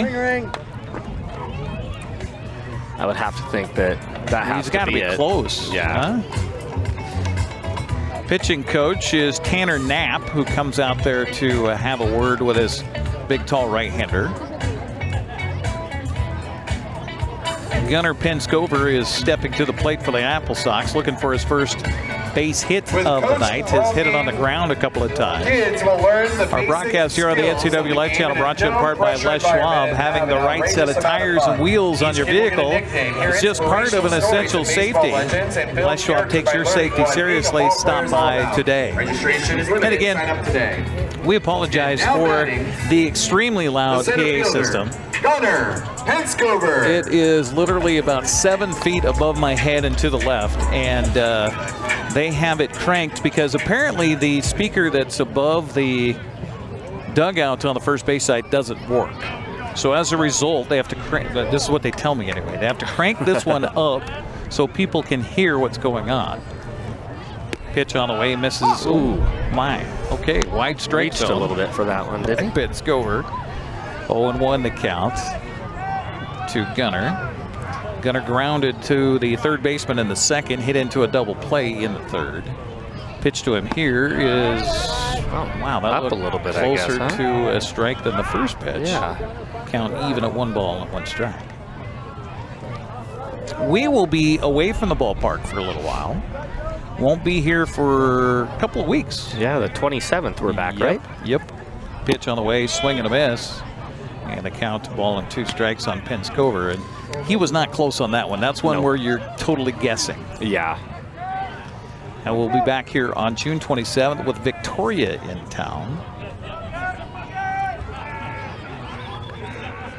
Pitch on the way inside for a ball. Evens the count to Penscover at 2 balls and 2 strikes. Yeah, there's kids over here walking around with ice cream sandwiches. They look good, but I think I'd chill to the bone. Yeah, that would be a little cool on this night.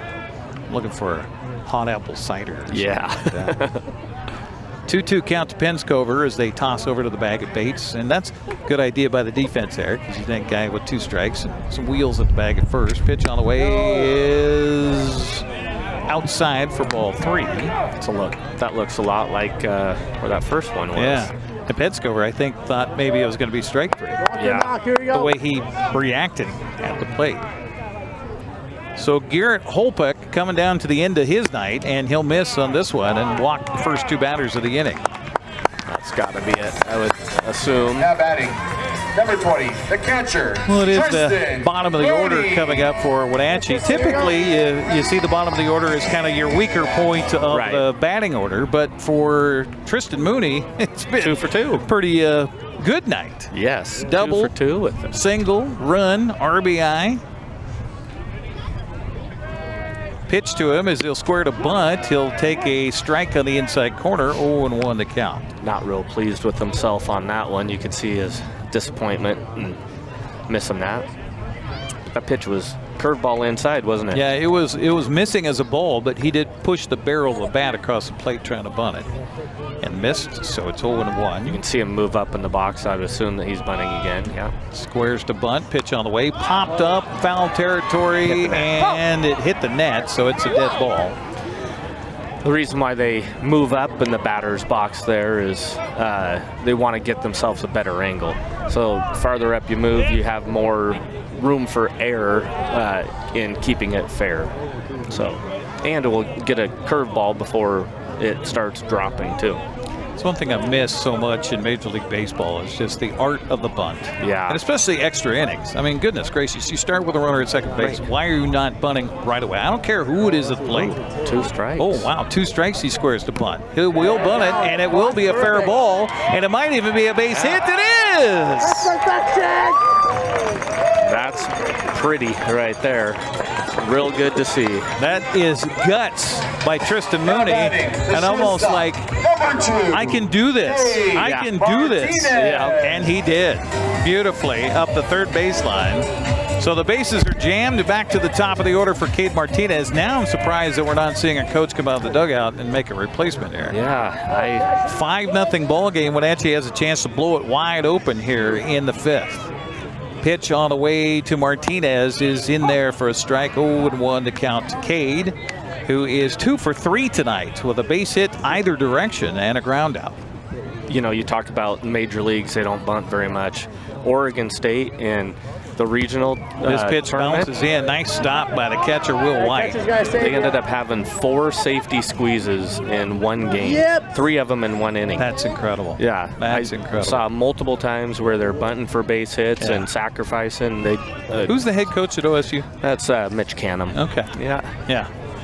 Guy was fortunate enough to coach for 4 years over at Lake Stevens. I was an assistant coach there and got to know him really, really well. Great human being. Now, he was the only person ever that I said, Mitch, you need to slow down. You're going to burn yourself out. And he told me, he goes, Schmitty, I've got time to sleep when I'm dead. And I'm like, okay. So. And here he is in with his team in the College World Series. 1-2 the count. Pitch on the way, swung on and hit through the left side for a base hit. 1 run scores. Browning third. They're going to try to score 2. Here comes the throw. It's cut off. AppleSox extend the lead 7-0. Great piece of hitting there. And 2 strikes, and Cade Martinez knifes it through the left side of the infield for 2 RBI. And that finally will be the night here for Garrett Holpick, and we will get a pitching change. We'll take a 60-second break here on the broadcast and come back with the AppleSox on top. 7-0 still threatening here in the 5th. You're watching West Coast League Baseball on the NCWLIFE Channel. For over 35 years, the Sangster family has been not only representing GMC, but the entire community. As one of the few family-owned dealerships in Washington, you can count on our personal integrity, which has spanned over 3 generations, to ensure your satisfaction. Sangster Motors stands behind everything we sell, from GMC professional-grade products and service from a professional-grade dealership. Remember, caring about your family is what brings you back to ours. Are you dealing with a pest or weed issue and you just don't know what to do?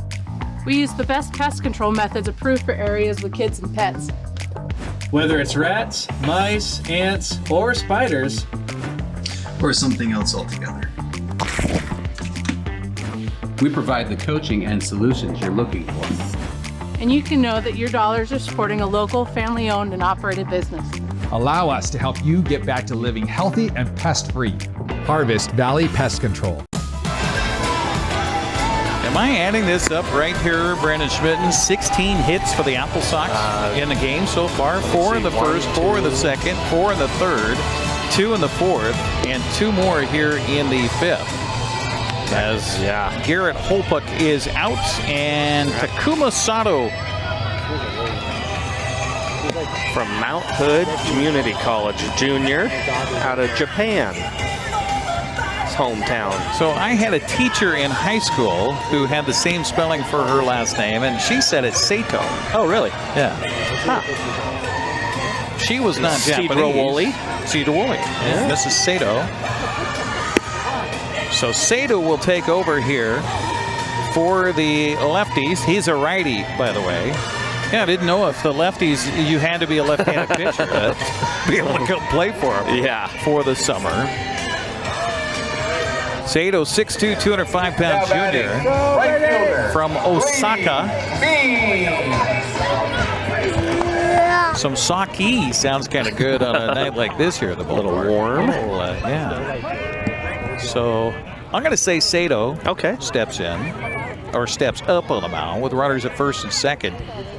2 runs in already, and the pitch on the way, swing and a miss. And guessing that he was going to throw a strike there was Brady Bean, but he misses. Flailing at a pitch low and in the dirt. Yeah, we have 14 up there, but I think you're 16. I like that. Okay. I like 16. I'm aggressive. Yeah. The 0-1 pitch on the way, swung on a hit back over the mound towards the bag at second. Going to go through for a base hit. Rounding third, another run's going to score, and they airmail a throw to third base, and the runner is safe at third. Another run scores. Sox on top, 8-0. Aggressive there by Cade Martinez. Go first to third on that play. Kyle Oganiban. So give a base hit and an RBI for Bean. He's got 2 RBIs on the night. Yeah, 3 base hits on the day, too. Kyle Ponubon now steps up with a base hit. Also a fielder's choice, RBI. He scored. He's also struck out. First pitch to him, swung on a hit slowly to third. Waiting on it, the third baseman. Run's going to score. He throws over to first in time for the out there. So give an RBI on the ground out by Ponubon. Number 25, the first baseman, Noah. That is the first out of the inning. Martinez was breaking from third base on the hit.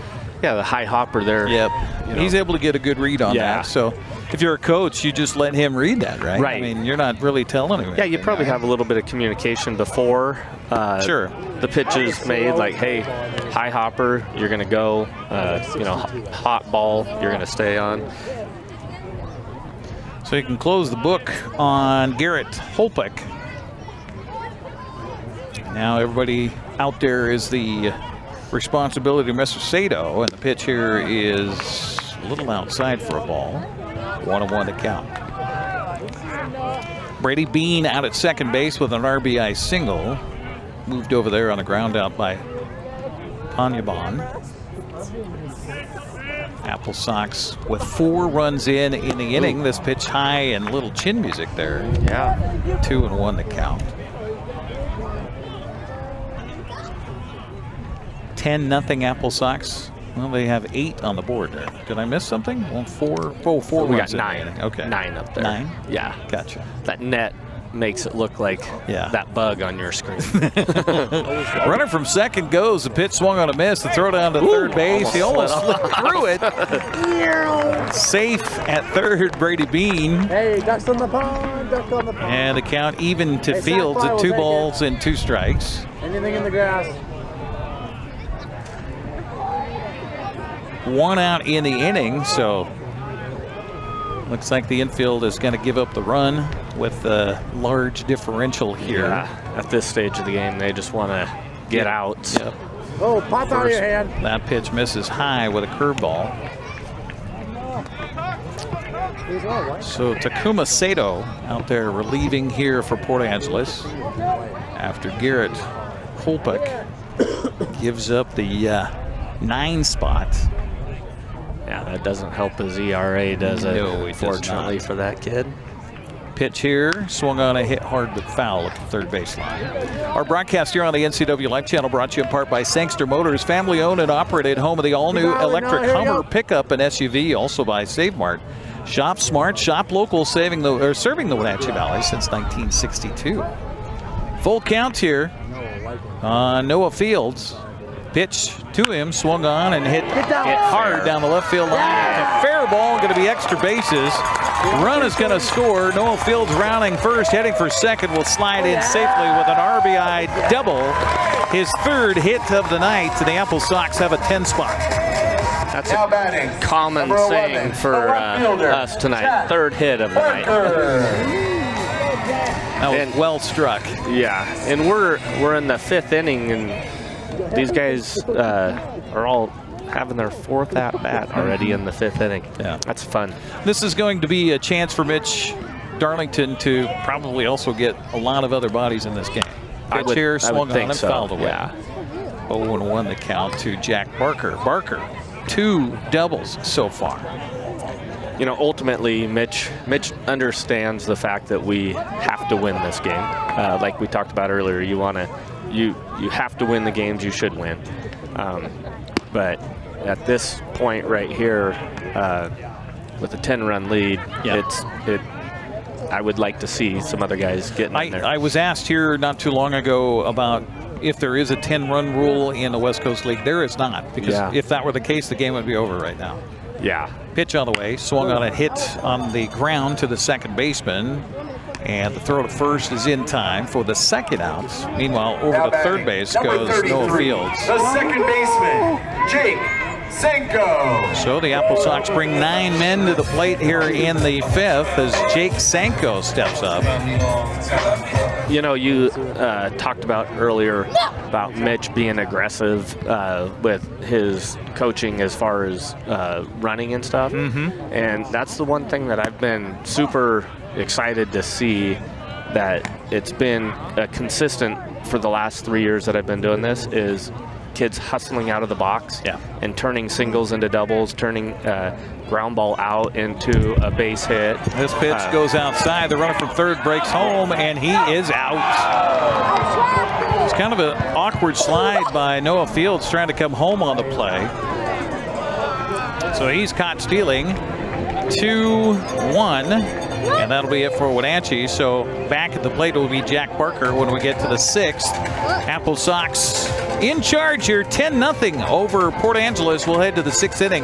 You're watching West Coast League Baseball on the NCWLIFE Channel. At Kennedy Group, we understand that buying and selling is more than a transaction, and it's more than just a house. This is where you will gather with friends and family, and where a lifetime of memories will be made. But buying a home is more than memories. Oftentimes, it's your biggest financial decision. The agents at Kennedy Group understand this and provide real estate advice based on your goals and dreams. Call us today, and let's find your happy place. Les Schwab changed the tire game more than 70 years ago. Today, we still believe you should get more from less. Like more hustle, less hassle. More of the best service around, less of the runaround. Because we include America's best tire warranty in every tire we sell. So you get more unbeatable warranty, less charging you extra. It's why we're more than proud to say, you get more from less. Congratulations! Your vehicle has earned you the title of the dirtiest car in the parking lot. You win a free car wash courtesy of Jet Pro Auto Wash and the AppleSox. Jet Pro Auto Wash, located across from Wenatchee's Les Schwab on North Wenatchee Avenue. Visit jetproautowash.com. And when you want to do it yourself or touchless auto wash, visit Jet Pro Express in Wenatchee and East Wenatchee. I'm going to not try to compete with the PA system when I'm coming back from a commercial break. Sorry about that. Jay O'Neill, Eric Valdivia, and Chance Doty due up here in the 6th for Port Angeles. And the first pitch popped up a mile high in the infield. Who's going to call for it? Nobody's going to go get it. And it's going to drop in for a base hit. Holy cow. Somebody's got to call for that. You know, that's... Mitch Haythorne, the pitcher, is the closest man to it, but he turned his back to it. Turned his back and ran away. Yeah. You know, it's always said, hey, don't let the pitcher catch it. They're athletes. They can catch a fly ball. He probably played outfield or infield somewhere. Oh, yeah. He's caught fly balls before. But so a leadoff man aboard here for Port Angeles as they'll try to mount the comeback. Good stop, they trail at 10-0 here. Eric Valdivia steps up. He's 0 for the night so far. Flew out to right and got aboard on an error on the shortstop. Yeah, it looked like everybody was expecting somebody else to catch that, didn't it? Yours. Nobody said it's mine. This guy over at first base, last day of school, we threw on a movie, and the kid said, hey, let's watch 42. So nice. Over there at first base, he's kind of reminding me of Jackie Robinson bouncing all around. And nice pitch here as Mitch Haythorne continues for the AppleSox. And what that does as well, as he pitches into the 6th now, is it saves your arms for the rest of the series if you're Mitch Darlington. It does. And, you know, I've talked a lot about pitch count. But that is a thing that is super important for these pitchers. One, they don't want to throw too much, but you need to get your work in when it's your time to get your work in. Exactly. And another thing is it pads his stats a little bit, you know, because runner from first goes. The pitch is outside. No chance for a throw down there, as it was a stolen base on the pitcher. Count goes to 2 balls and 2 strikes to Eric Valdivia. Yeah, you were right. That was stolen off of our pitcher there.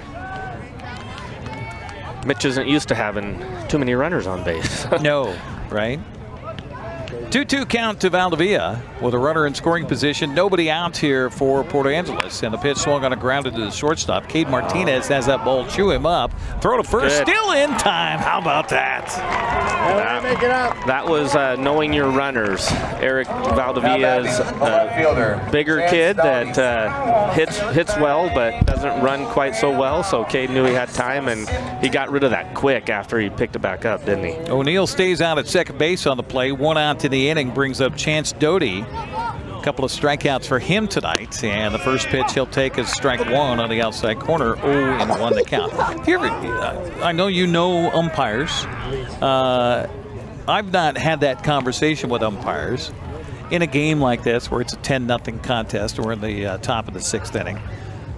Pitch here swung on a hit hard, and that's going to go over the glove into left field, and no chance for the left fielder to get the runner, who moves down to third on the play. And not much of a chance there for Panyabon.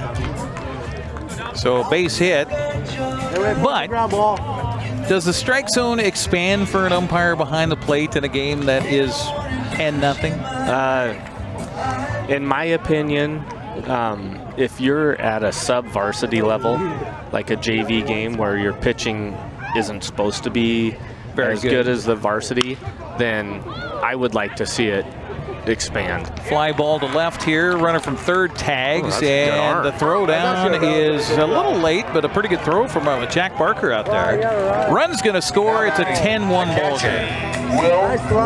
So I would like to see the strike zone expand at the lower levels when there's a big lead one way or another, but you don't want to take the bat out of the hands of your hitters either. So if you're going to expand a strike zone, I would like to see it done until there's 2 strikes on a hitter. And then for that third strike, don't strike a kid out when the ball's 3 inches, 4 inches off the plate, because that's just not fair. Ball went off the glove of Tristan Mooney, so that allows the runner from first, Doty, to get down to second on a pass ball here. Count 1-0 to Will White. And, well, what you might see a little bit here with that ball that was not fielded by anybody on a pop-up to the infield to start this inning. And now a curveball in for a strike, and the count even a 1-1 strike. And then this ball that got off the glove of the catcher, runner advances, is a little lack of concentration by the defense because they know they're up 10-0 at one point. Now it's 10-1. Yeah, and again, that's complacency sucks, right? Swing and a miss here, and the count goes to a ball and 2 strikes. This is probably, I imagine, although I don't see anybody pitching down to the bullpen for the AppleSox. No, I saw somebody down there earlier. Oh, did you? Okay, yeah. So maybe this is it for Mitch Haythorne as he's trying to get through the 6th inning. He's got 8 strikeouts on the night. Looking for number 9 right here. Haythorne ready, and the pitch on the way is just missing outside for ball 2. 2-2 the count to Will White, who has been victimized by strikeouts twice tonight, once looking, once swinging. I wouldn't mind seeing one more of those right here. 2-2 wind and delivery by Mitch Haythorne. Trying to wrap up a good night for him as the runner from second goes. The pitch is in the dirt outside, and the count runs full. That was where we talked about the other night, getting the looks down. Did you see how he took off? Because they've been paying attention to his looks right here, and so it goes back to that UCLA thing. So he was probably a 1U, and he took off early, and Mitch didn't look back. And curveball here, strike 3 called. Gone looking is Will White. That'll be the final out here of the 6th. And give credit to Mitch Haythorne tonight. 9 strikeouts in his 6 innings of work. It's 10-1. We'll head to the bottom of the 6th coming up next on the NCWLIFE Channel. Tacos Chava has something new. Customers at Tacos Chava say it's the best Mexican food around. Nachos, enchiladas, tortas, ensaladas, and introducing camarones in many styles. You'll love the fresh salsa bar with so much selection. Are you ready for Tacos Chava? Find them at 2 great locations, the Wenatchee Valley Mall and Eniac. Tacos Chava, tan delicioso.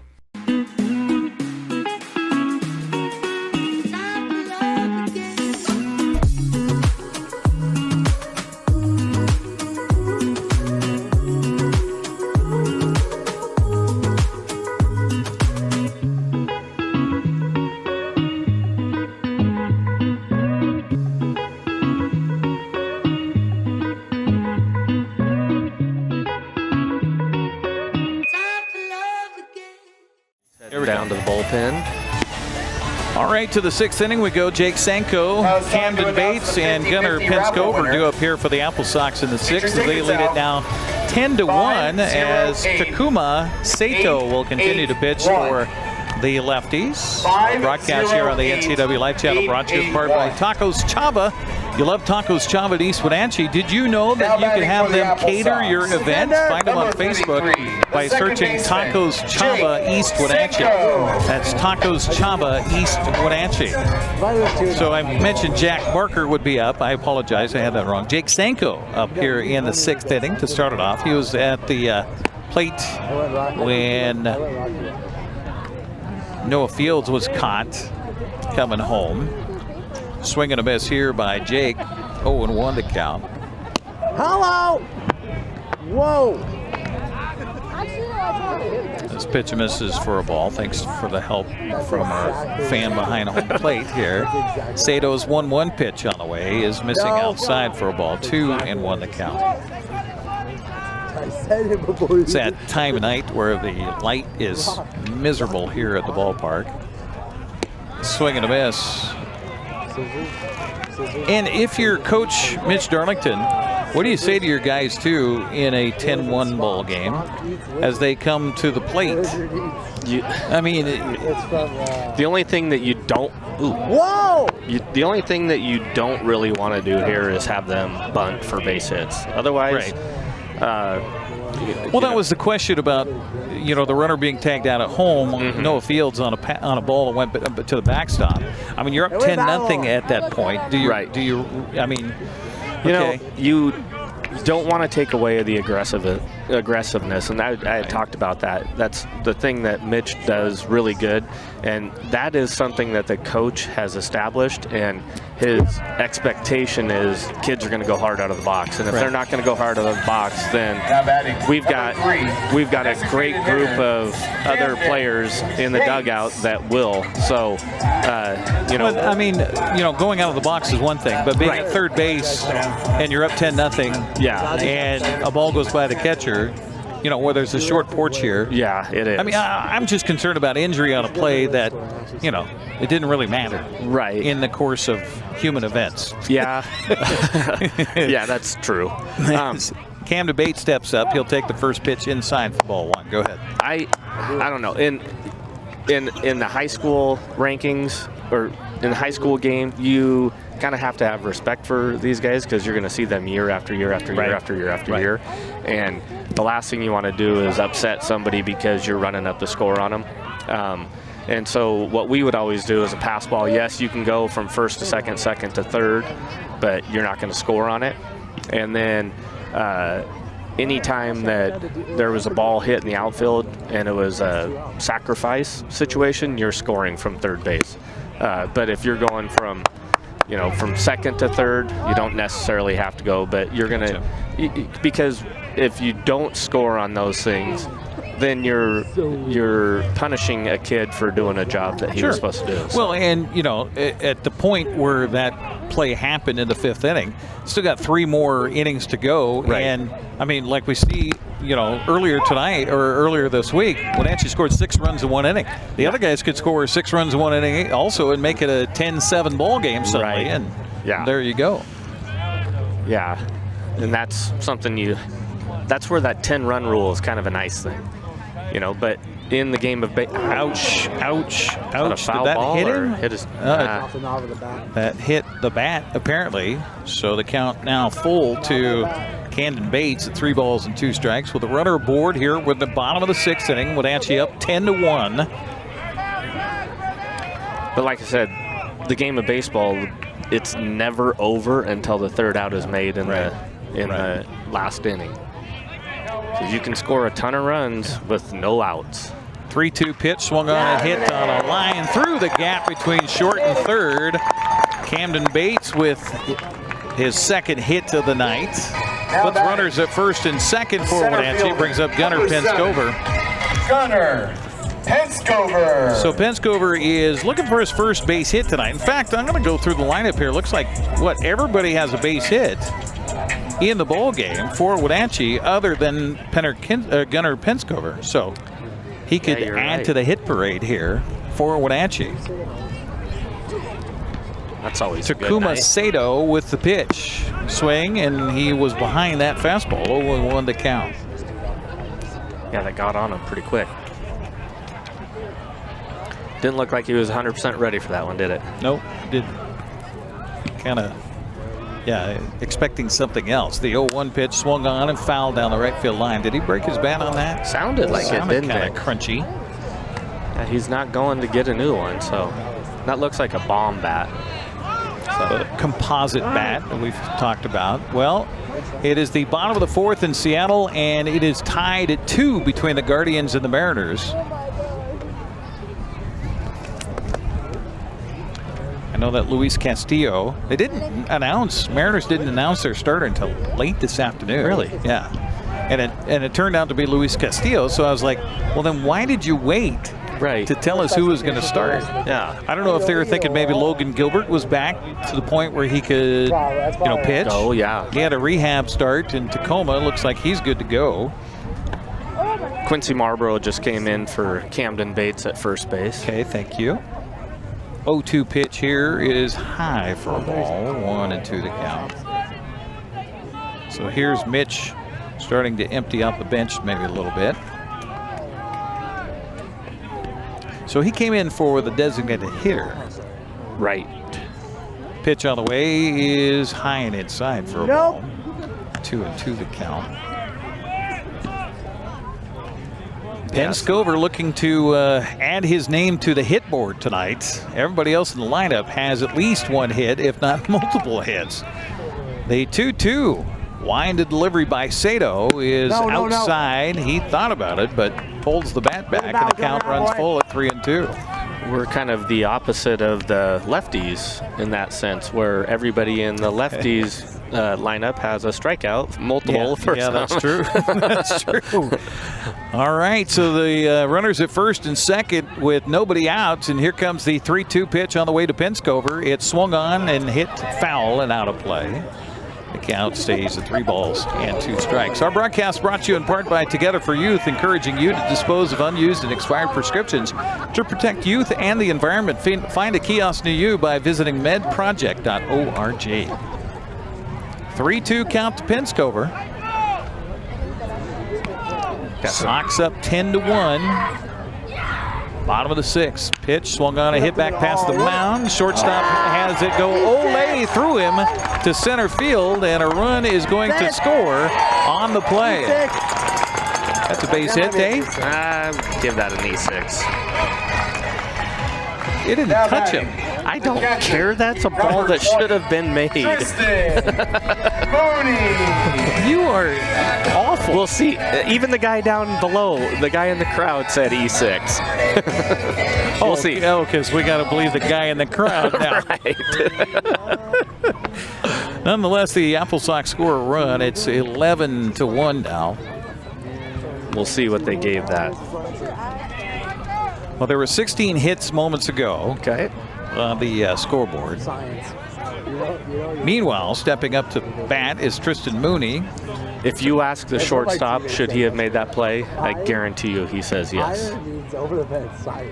No, in an 11-1 game, he'd say no. I had no chance of that. Yeah. I love the effort. Is that 18 hits? 18 hits. Goodness. Yep. They gave him 2 hits on that play. No. Remember, you had Camden that had a base hit prior to him. Okay. So that's an RBI for Penscover. And by the way, that adds Gunner to everybody getting a hit in the AppleSox lineup. Yes. See, that's really what night. I was looking for. Okay. I'll give it to you then. Mooney with the count even on the ball and a strike. But again, as a pitcher, I would be upset. That's a play that should be made almost. It would be a tough double play, but at least one out there.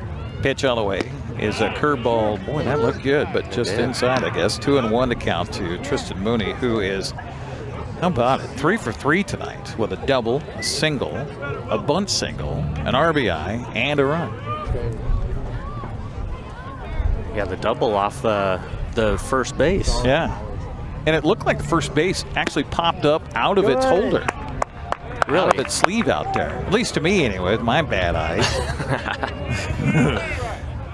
3-1 now the count to Tristan. When I was playing down at Yakima Valley, our coach bought the pop-off bases. Oh, yeah. So there was like suction cups on the bottom of them, and if a kid slid into it too hard, it would pop off, and then you would have to stay on there was a square that was in the plug still that you would have to stay on. And so it could be a pop-off base down here. Ooh. Oh. It's not, because I've seen them put it in, but yeah. But get a little conversation on the mound right now with Mr. Sato about throwing strikes and just trying to get outs, and here's your chance to work on your craft. Yeah. Bases loaded for the AppleSox. Back to the top of the order for Cade Martinez. My wife, meanwhile, is home right now. Marion is not here tonight. She got the night off. She is preparing us for a trip to Winthrop this weekend for Father's Day. Nice. And she's hoping we leave tonight. I told her, I said, well, if the game's over and I can get back to the station, around 9 o'clock, then yeah, we can go tonight. Well, it's 8:35 right now. 25 minutes. Yeah, we're not going to wrap this up in the next 2+ innings. So no. Now batting, number 2, the shortstop. and I just got a groan from Malcolm back in the studio too about sorry about that, Mac. So the base is loaded here and back to the top of the order. 1 run is already in. AppleSox up 11-1 as Cade Martinez will step up. Cade with 3 hits in a row now, a couple of RBIs tonight.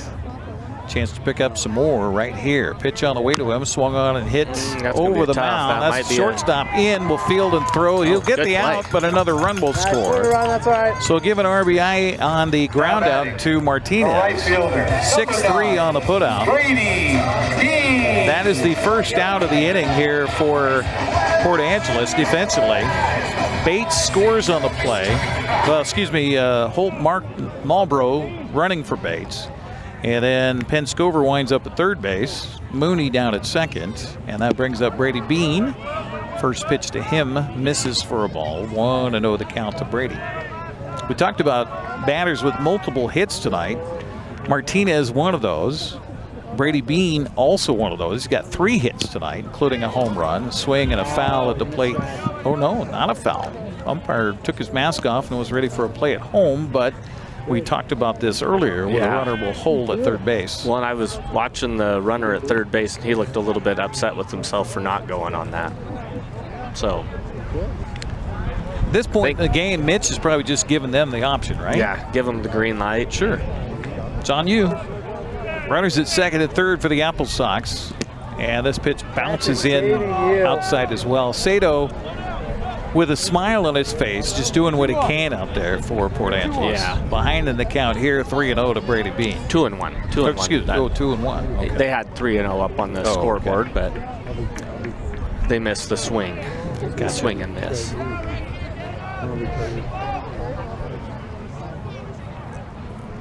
Pitch by Sato on the way is way outside for a ball. Now it's 3-1. See, I was foreshadowing. There you go. Yeah.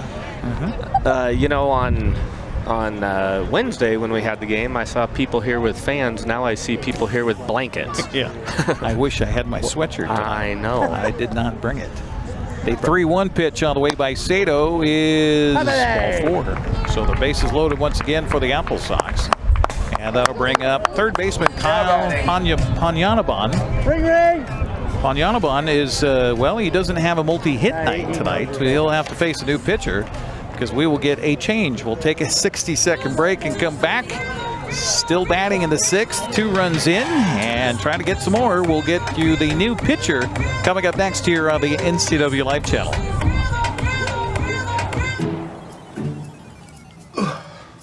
Hey, man. How's it going? Getting better, actually, thanks. Did they give you anything for pain after surgery? Because I think I may have some left over. Nah, that's all right, man. Actually, me and my doctor talked about not sharing prescriptions, and that ibuprofen is a good option for me. The risk of addiction, it's not worth it. Makes sense. Take the next step. don't share your prescriptions, and talk to your friends about the dangers of opioids.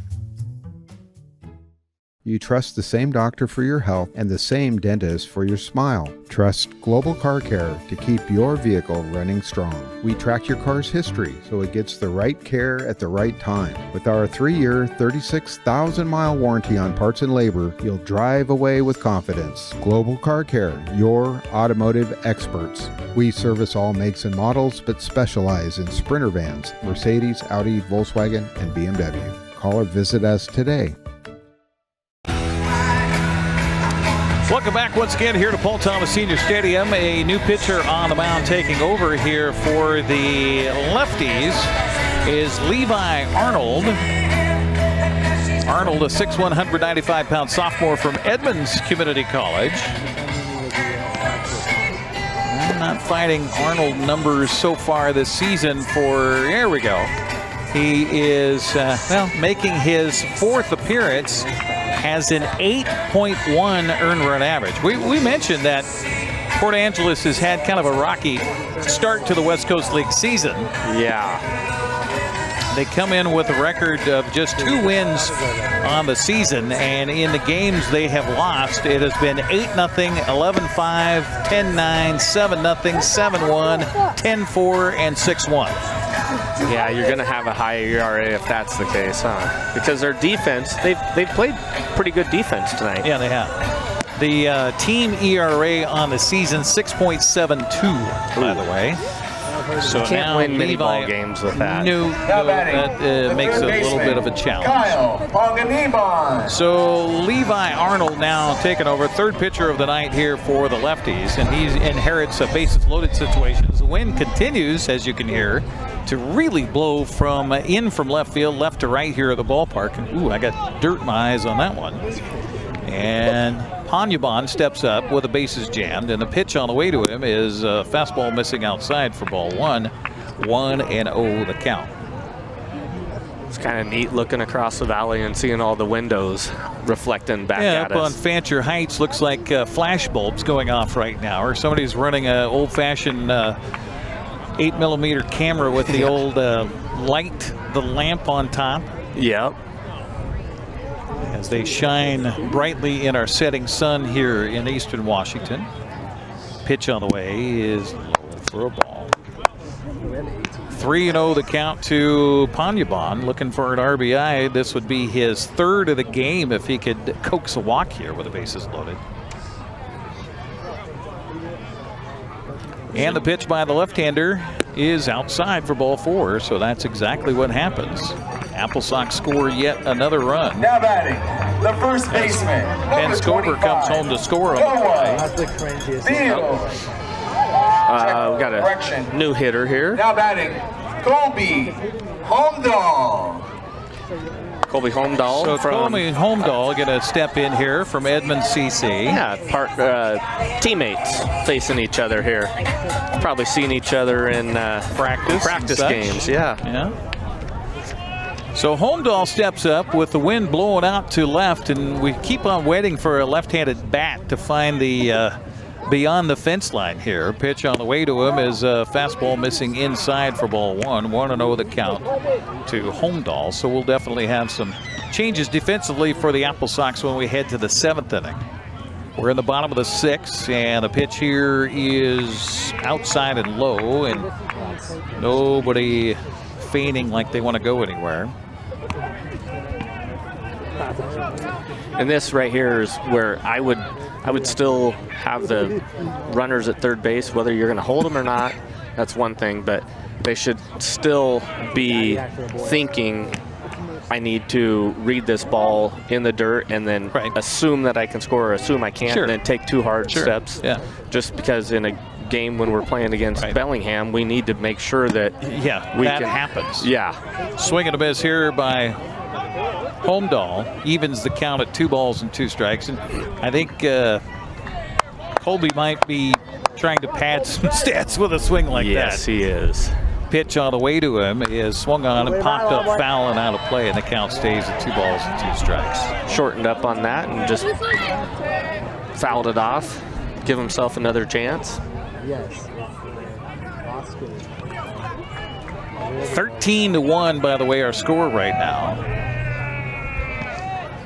And sometimes, as a coach, do you ever worry, save some of these runs for, tomorrow, Sunday? Yeah. I mean, you can't bank them, but you still kind of go, ooh. I know, it's tough, but Omdahl is hit by a pitch, so that will score another run. Jack Barker. 14-1 now. Yeah, and it gets to a point here where Mitch is probably like, okay, would you please get us out so we can move on? Right. Jack Barker now steps up for the AppleSox. A couple of doubles for him in the ball game, and the first pitch to him is outside for ball one. 1-0 to count. Yeah, Levi's having a struggle finding the strike zone right here.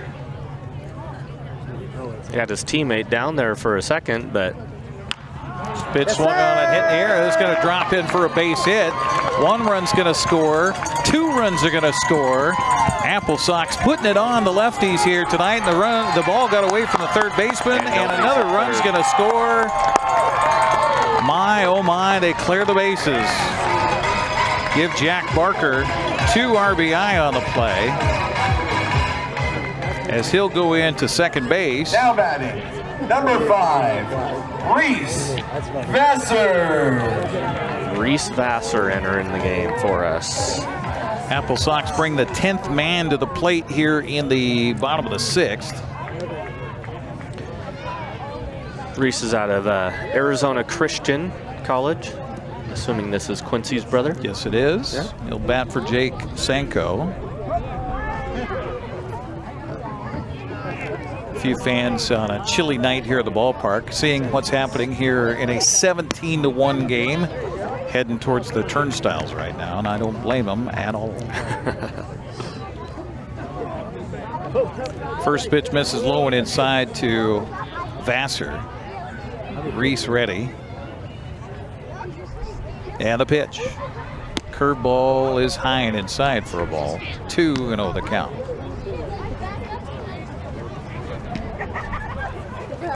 Might have to have one of our crew go over to the concession stand and see if they got a XXX sweatshirt over there. 2-0 the count here to Reese Vassar. Pinch hitting for Jake Sanko, and he'll swing and miss. A little bit late on that one. The count goes to 2-1.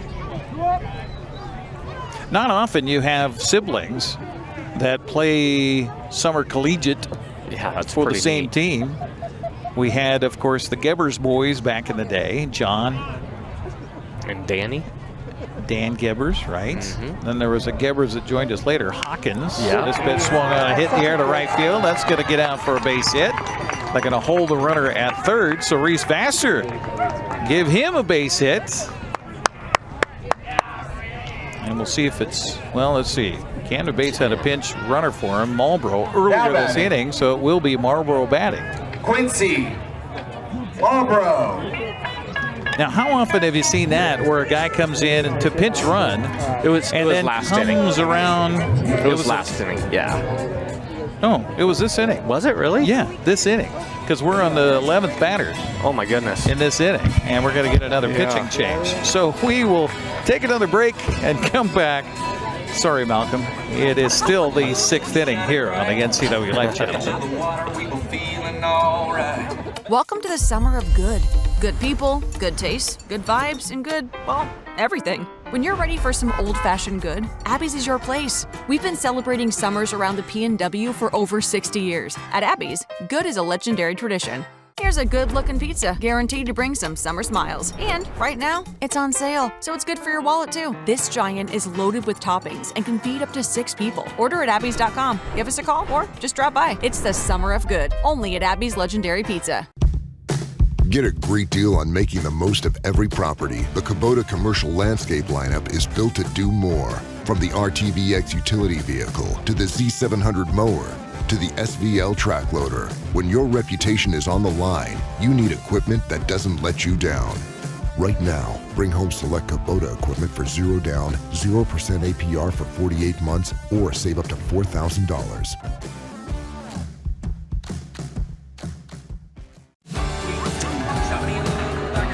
Well, the AppleSox certainly have brought their hitting shoes here tonight as they lead it big time here over the Port Angeles Lefties, just getting the number of the new pitcher into the ball game. And you wonder if they're going to throw a pitcher or they're going to throw a position player. It will be a pitcher. Cade Stewart, 5'10", 180-pound senior from Fresno Pacific.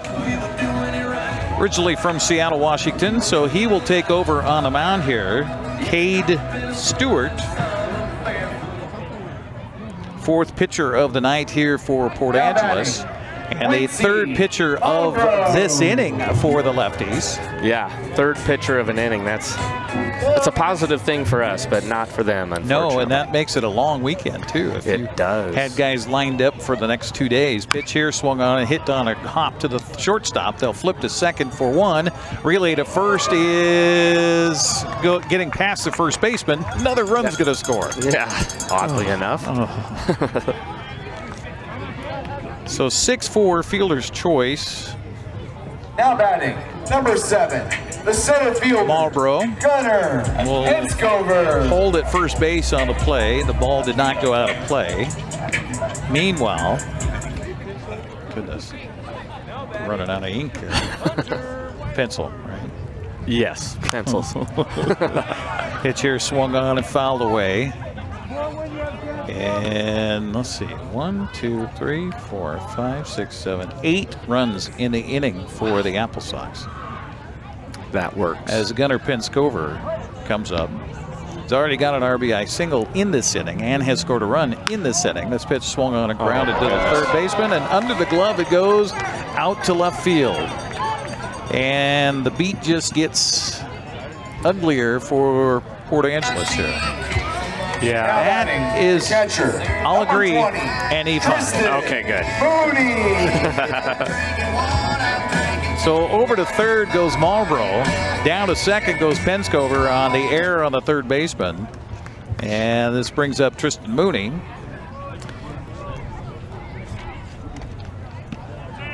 Mooney hasn't had a lot of chance to play, and so he would love to add to his stat total here. Yeah, he would. He's already got a great night going. 3 for 3. He scored twice, has an RBI. Walked in his fourth at bat. Pitch here is a strike on the outside corner. He evens the count at 1 ball and 1 strike. You ask, and it shall be delivered. Thank you so much. Thank you so much. That's cousin Nick Cochran right there that came through Nick. for you. I appreciate it. Oops, and almost blew away. Swinging a foul back here. Count goes to 1 and 2 on Mr. Mooney.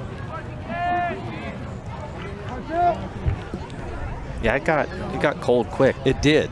It did. So we had to grab cousin Nick to go buy a sweatshirt here for the announcer tonight. This pitch swung on and hit in the air to right field. Yes. Gonna be in for a base hit. 2 runs are gonna score. And how about the night for Tristan Mooney in the bottom of the lineup for the Wenatchee AppleSox? 4 for 4 with a couple more RBIs there. Jeez Louise. Now batting, number 2, the shortstop, Cade Martinez. And what did you say he was coming into the game? He had 1 hit. 1 hit. That's right. hit. He was 1 for 6. Now he's almost batting 500. Eric. Yeah, just like that. 1 game. Cade Martinez now steps up for the AppleSox as this 6th inning just will not end. Swinging a foul away in the count 0-1. So 9, 10, 11, 12, 13. This is the 14th man to come to the plate here in the 6th inning. Goodness. For Wenatchee. 6th at bat for Cade Martinez. Pitch on the way. In there for a strike in the count 0-1. And actually, Tristan Mooney is batting a cool 500 now. 5 for 10 How on about the air. that? Pitch on the way. Curveball misses high for a ball. 1 and 2 the counts as Cade Stewart on the mound now for Port Angeles, just trying to get this inning to mercifully come to an end. 1 and 2 the count. Pitch on the way, swung on and a hit hard to left field. That's going to drop down for a base hit. So yet another base hit for Wenatchee, and we're going to have to start reaching for the record books here pretty soon to see how many hits Wenatchee has claimed in 1 inning in history. Well, we've got to be getting close to a game. 2, 3, yeah. 4, actually that's only the 5th hit in the inning, believe it or not. There's been a lot of walks in there, hit batsmen. Brady Bean now steps up. Pitch to him as a curveball in for a strike. It's got that breeze blowing out to right field again. See if we can't get another copy what we had. Home run in the first inning for Brady Bean. He has scored 4 times here tonight. Pitch is high and inside for a ball. 1-1 the count. I'm trying to wait between innings to put this new sweatshirt on, but I don't know if I'll You might be an icicle by then. 1-1 the count to Bean.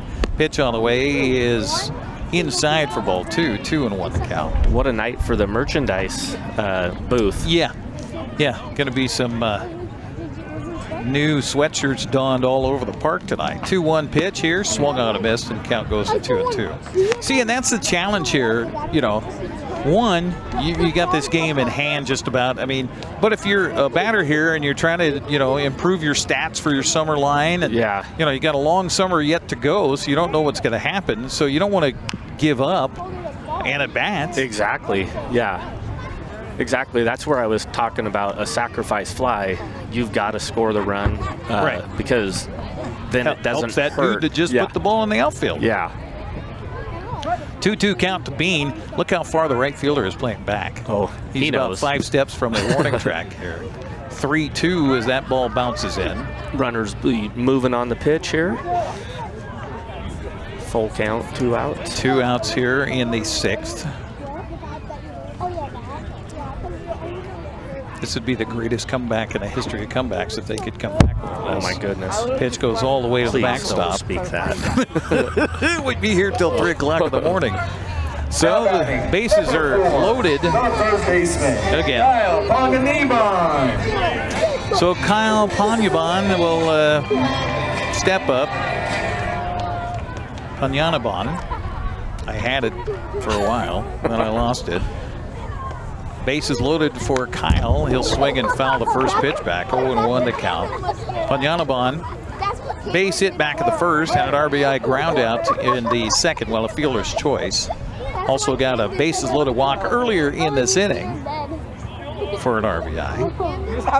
A couple of RBIs for him tonight. This pitch swung on a hit back past the mound. The second baseman fields and throws, and finally, mercifully, the inning comes to an end. And how about that? 20-1 is the score. AppleSox in charge.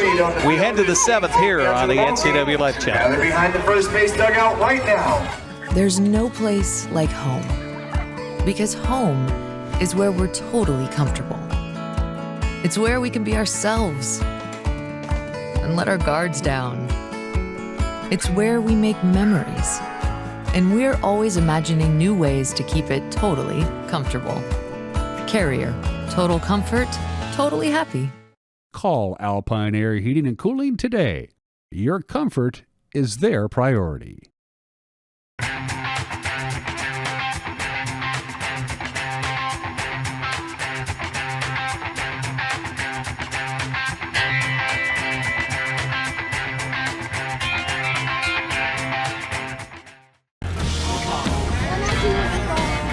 We got a new pitcher into the game for us right here. We've got Aiden Gonzalez out of Gonzaga University.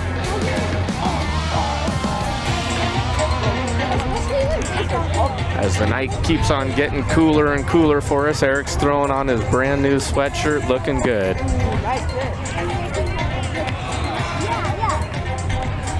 I don't see anybody else new in the field for us.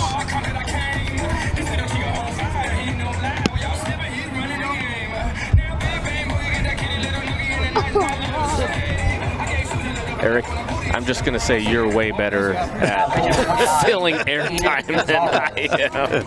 Oh my gosh. I was busy putting my sweatshirt on. I told him. Oh, you did? Oh, okay. All right, sorry about that. As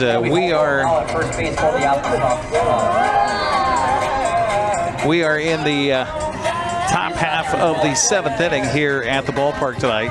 AppleSox, if you're just joining us, that is a correct score on your screen.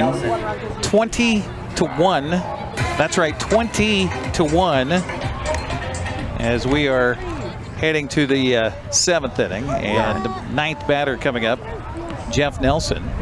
And you said a new pitcher on the mound for Wenatchee? Aiden Gonzalez out of Gonzaga. Okay, so a new pitcher for Wenatchee. And we have 23 hits, Eric.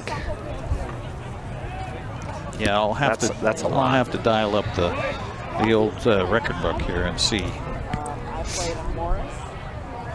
1-1 the count to Jeff Nelson. I think everybody involved here, both sides of the diamond, just want this game to get over. Yeah. Right? I mean, yeah, for sure. It's like, okay, let's just flush this one. And if you're Port Angeles too, I mean, these are one of those ones where it's easy. You just go back to the hotel and you go, that didn't happen. Yeah. Pitch here misses low and away for a ball. 3-1 the count to Jeff Nelson. And if you're the AppleSox and Coach Mitch Darlington, you want Aiden Gonzalez to throw strikes here. That's all you want. And that's not what happens because he walks the leadoff man here in the 7th inning. I kind of joked about the biggest comeback in the history of comebacks. Telling you, let's not joke about that. Our broadcast tonight brought to you in part by Valley Tractor, North Central Washington's trusted equipment and rental dealer for 75 years. As we head back to the top of the hour, Taylor Kirk is due up. We might see some pinch hitters as well for Port Angeles. We'll see about that. Gonzalez misses for a ball. We saw Aiden pitch in that 10th inning the other night, ended up taking the loss for the AppleSox as he gave up 3 runs in the 10th inning. So his task here is to get some work in. And this is the nice thing too, that he gets to come out here and no pressure. Yeah, no pressure, and flush away that any negative thoughts that he had in his head about the last performance that he had. Heading to the 7th inning in Seattle, Mariners and Guardians still tied at 2. First of that 3-game series. Mariners trying to turn things around right now as the ship is taking on water. You like that? That Mariner reference? Yes. Yes. Maritime reference. 2-2 count here to Taylor Kirk with a runner at first base on a very windy night at the ballpark. This is a double play chance. Flip to second for 1. The relay to first is off the bag on the throw. And so safe at first is Kirk. Number 13, Tommy Markey. So a fielder's choice will turn out to put Kirk at first base. 4-6. 1 out in the inning, and that brings up Tommy Markey. Cade took that and was almost looked to me like he was trying to beat the runner to first base. Yeah, he took about 3 steps down the. It was a great flip. Yeah, from Jake Sanko. Well, Sanko was out there a second. We probably have a new second baseman now, don't we? Because a pitch hit for him last inning. Yeah. So we should get those defensive changes for you. Pitch swung on, a well-hit ball to center field. It's going to drop down for a base hit. So a 1-out single for Markey. Second hit of the night for Markey. Now batting number 35. Runners at first and second brings up Tyler Schulman. See who we have defensively in the infield here for the AppleSox. Probably have some changes in the outfield as well with bodies all over the place. And of course, Wenatchee not wearing uniforms, they have numbers on the front. Oh, or crossed up our catcher on that one. Threw a curveball. I think he was expecting runners are going to move up. And we saw this the other night too with him crossing up a catcher. That's right. That's right. So remember, we went to touches. I wonder if we're going to do the same thing here. So the second baseman for the AppleSox, by the way, is Reese Vassar. Okay. Yeah, he was in his position. So Vassar out there at second base. We got some other changes defensively too. Number 1's at first base. Yeah, so was that Marble? Let me see here. Yeah. Oh no, Holmdahl. Yeah, Holmdahl. Yeah. So Holmdahl at first base. Meanwhile, and that was from like 2 weeks ago. Schulman with the count even to him at 1 ball and 1 strike. Pitch by Martinez is strike 2 call. 20-1 our score here at the ballpark tonight, and that wind just will not relent. No. 1-2 the count. Our weatherman, we were talking about Grant Olson. This pitch swung on and hit to the left side. Throw across is in time. Run's going to score meanwhile, so it's 20-2 now. As Kirk comes home on the play. Give an RBI on the ground out by Schulman. 5-3 on the putout. Down to third base goes Markey. And Jay O'Neill steps up. Aiden's a lot like the rest of our pitchers that has a little bit of velocity. It's been something that I've noticed. The Portland pitchers, we don't have the pitch tracker like we would want, but I probably have an email sitting and waiting for me. Trackman, owner of the AppleSox, Jose Oglesby, asked me for my email. He says, I'm going to send you the info. So I have it. I just haven't had time to dial it up tonight.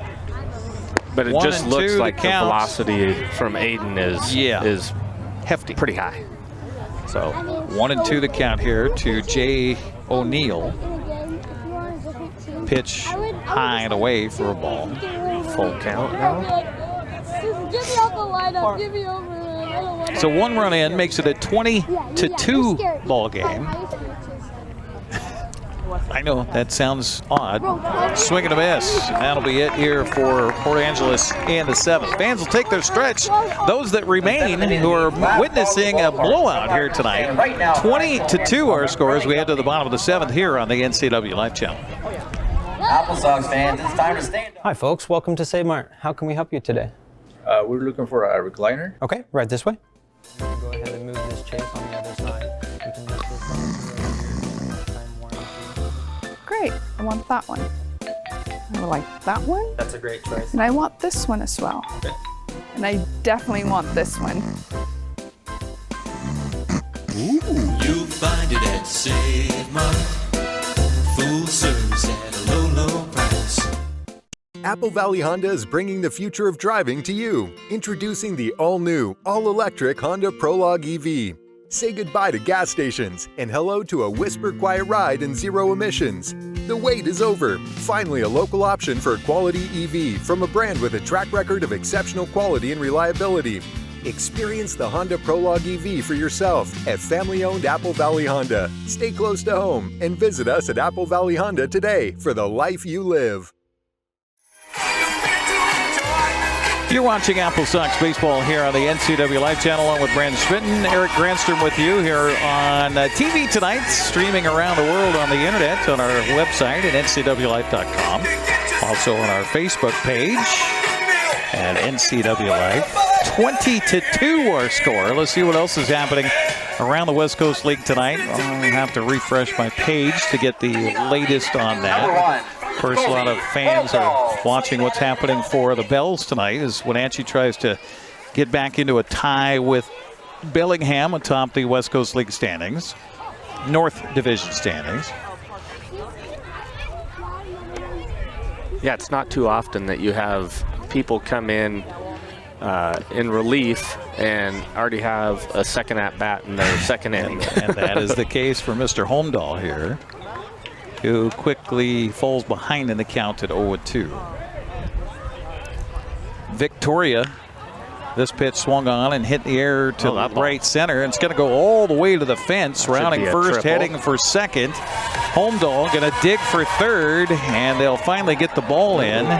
And Holmdahl with a leadoff triple here for the AppleSox. Jack Barker. That ball just kept on going and going and going, didn't it? It sure did. Playing first base. No chance for Markey out there in center field. So Victoria leading Bellingham now 10-1. That game happening at Wilson's Group Stadium in Victoria tonight.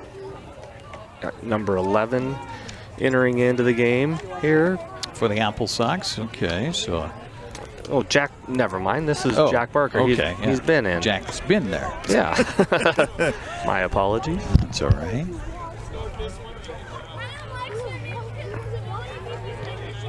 Count 2-0 on Jack. Jack in the ball game with a couple of doubles. a base hit, a couple of RBIs, has scored a run. Yeah, it's been an adventuresome night. We've got some kids down behind home plate that are playing with our microphone down there, so I'm going to alert our folks here.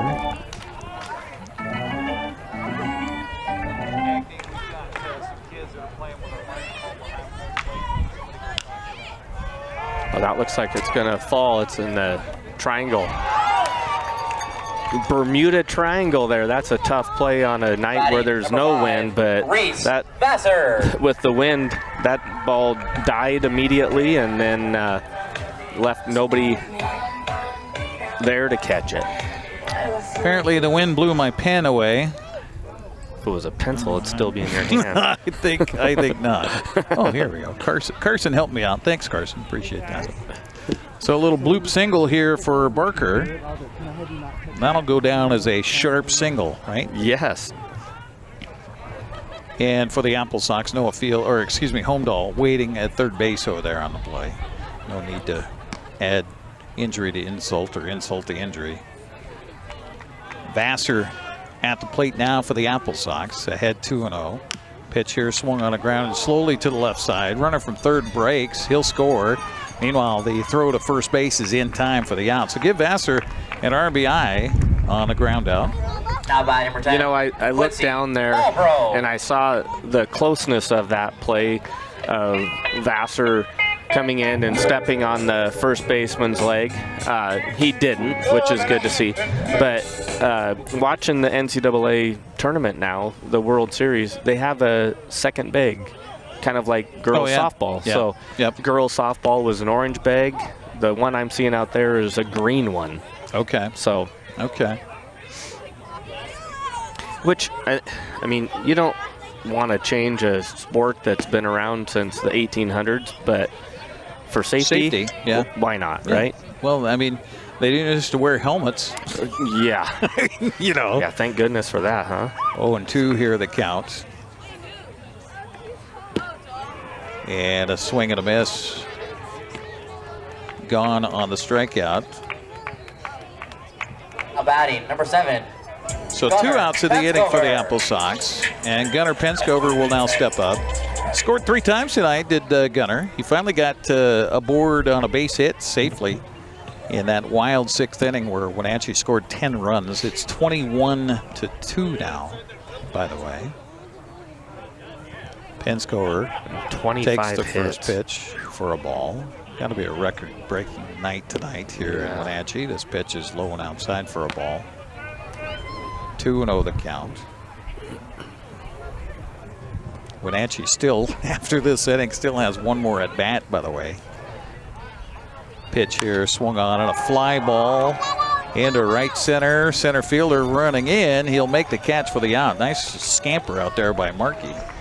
And that'll do it for Wenatchee here in the 7th, but they add another run, and they lead it 22? Did I say 20? No, 21. 21. 21 to 2. 21 to 2. Okay, I had to take my shoes and socks off to do some more counting here in between. So we'll take a break, come back, 8th inning on the way here on the NCWLIFE Channel. A new video game, a movie, dinner with friends. There are a lot of things worth saving up for. Vapes aren't cheap, and buying pods over and over can stop you from affording things you want more. When it comes to your money, choose what matters. Choose you.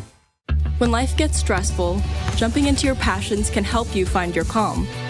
Avoid vapes, which contain nicotine and can make feelings of anxiety and depression worse. When it comes to your mental health, choose what matters. Choose you. The agents of Kennedy Real Estate Group are committed to providing the ideal client experience. We believe in the power of relationships. Why? Because we don't just work here, we live here. From the nonprofits we serve, the parks where we play, and the local businesses we support, our team understands the value of living in the Wenatchee Valley. Let's begin your real estate story.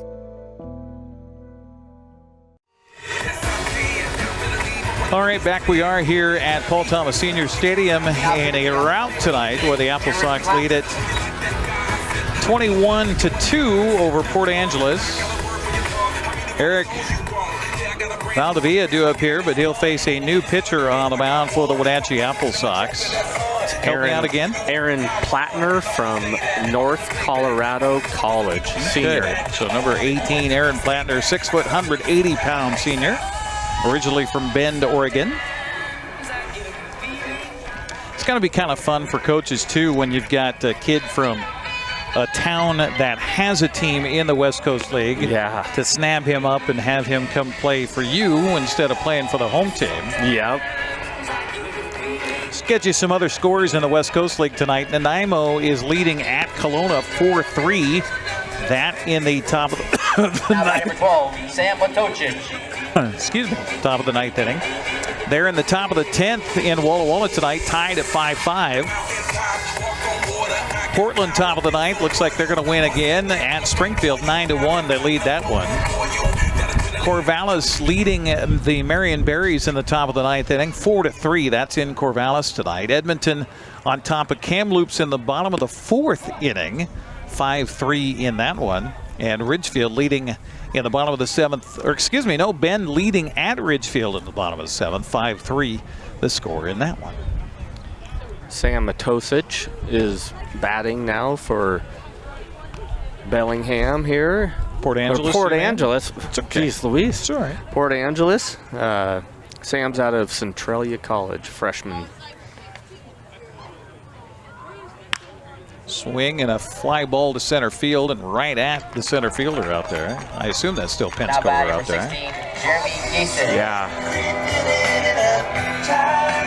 So one out here in the eighth inning. And we got another pinch hitter coming up as Giesig, Jeremy Giesig will pinch hit. From CSU San Bernardino. 6'1", 195-pound senior from Upland, California, in the right-handed batter's box. And the pitch to him is in there for a strike, 0-1 the count. Now, I'm sorry, but the umpire's strike zone has to be larger right now. Has to be, right? He's got short sleeve shirts on. It better be. Yeah, he's a little chilly. Pitch on the way to, swung on and chopped to the third baseman, running in on the play. And Panyanaban, how about that play from third base? That was a good one. 5-3 on the putout. And there's that same situation where we get to a spot where there could have been a foot being stepped on, and that could be a career ender, you know? Yeah, right. Exactly. So looks like Dom Dominguez will still be the DH, and he will still bat for himself here with 2 outs in the eighth inning. Pitch to him is a little bit low for a ball. 1-0 the count.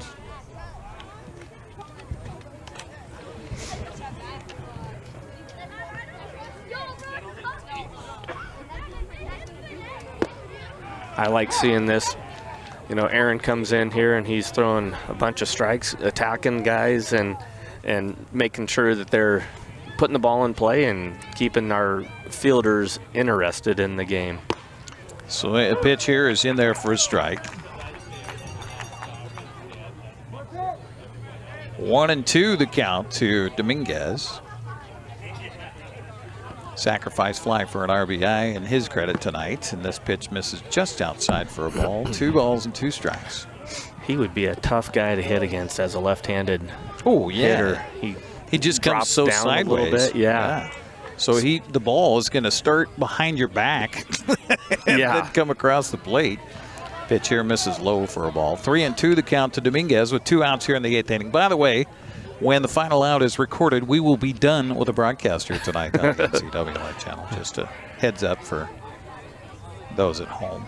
Pitch here swung on, hit hard to right field, and that's going to be extra bases for Dominguez. He'll round first and scamper into second base with a double with 2 outs.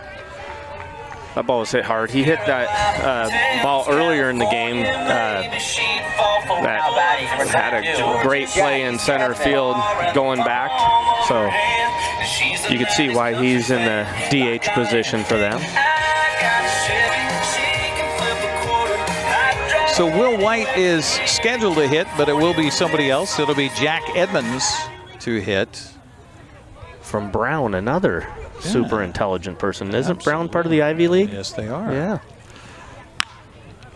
Line drive right to Cade Martinez out there at shortstop. And that'll be the final out here of the top of the 8th. To the bottom we go. Wenatchee in charge, 21-2. You're watching West Coast League Baseball on the NCWLIFE Channel. Fresh food, local spirits, great coffee, unique shop. Hey, welcome back to Save Mart. What can we help you find today? We're looking for a mattress. Oh, right this way. We got a large selection. We have this pillow top here. Oh, comfortable. We have more to choose from down here. Oh. I think I have the perfect one over here for you. I guess we'll take this one. You'll find it at Save Mart. Full service at a low, low price. For over 35 years, the Sangster family has been not only representing GMC, but the entire community. As one of the few family-owned dealerships in Washington, you can count on our personal integrity, which has spanned over 3 generations, to ensure your satisfaction. Sangster Motors stands behind everything we sell, from GMC professional-grade products and service from a professional-grade dealership. Remember, caring about your family is what brings you back to ours.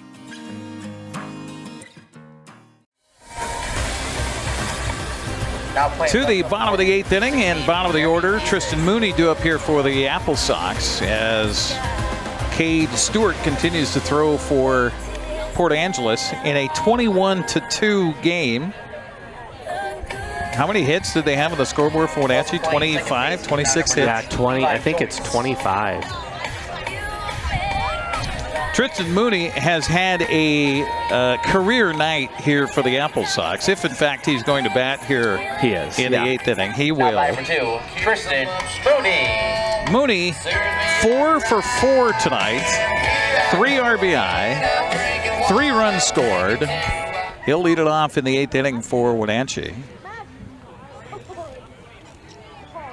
And the first pitch to him is swung on and hit up the first baseline, and bobbled by the first baseman, but he will get the out. He missed the base on that one. Now Tristan Mooney did. Last time he hit first base. That's right. He was aiming for it. Ended up with a double on it. Yeah. Not this time.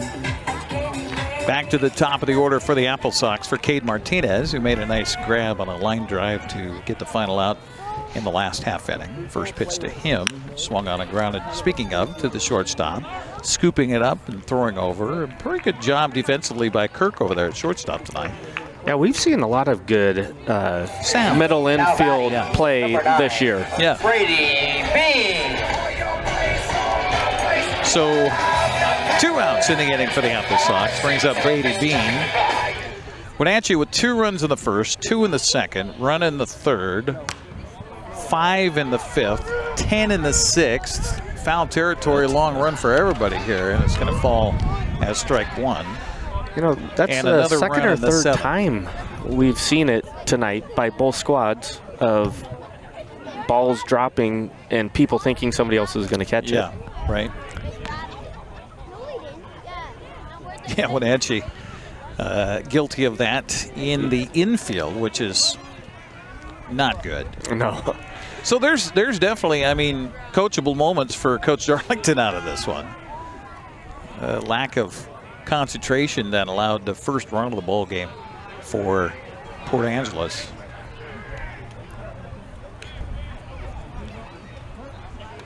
Cade Stewart's done a good job coming in and getting some outs for them in the latter part, mop up.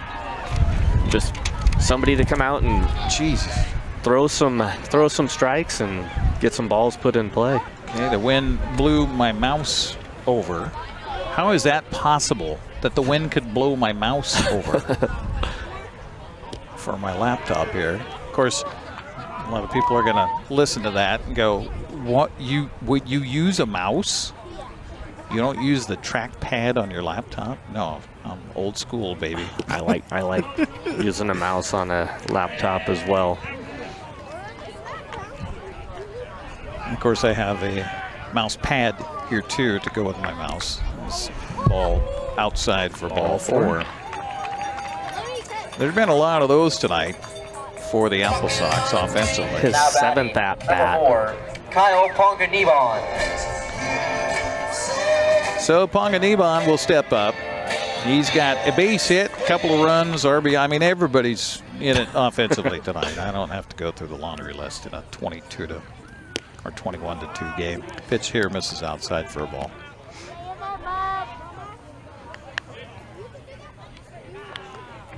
I'll have to thoroughly apologize to my crew tonight for not only a gargantuanly long game, but also the weather tonight.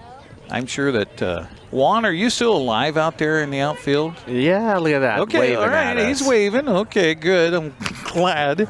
Pitch here, cued off the end of the bat. Pitcher waits for it, bare hands, and then throws, and that'll do it for Wenatchee here in the 8th inning.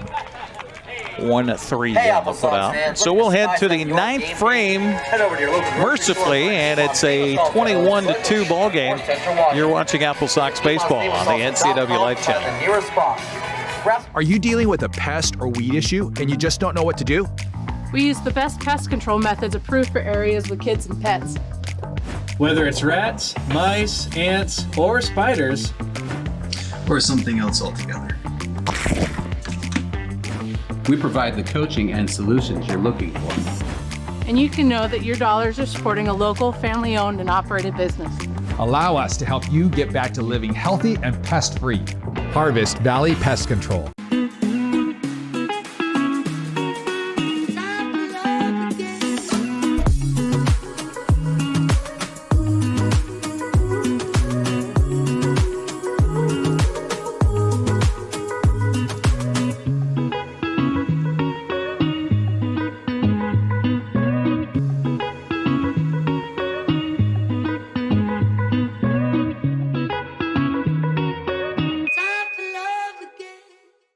To me or not back there. Maybe not. Maybe he just fell over in his chair back in the studio. Asleep. Oh, 5-2 Mariners.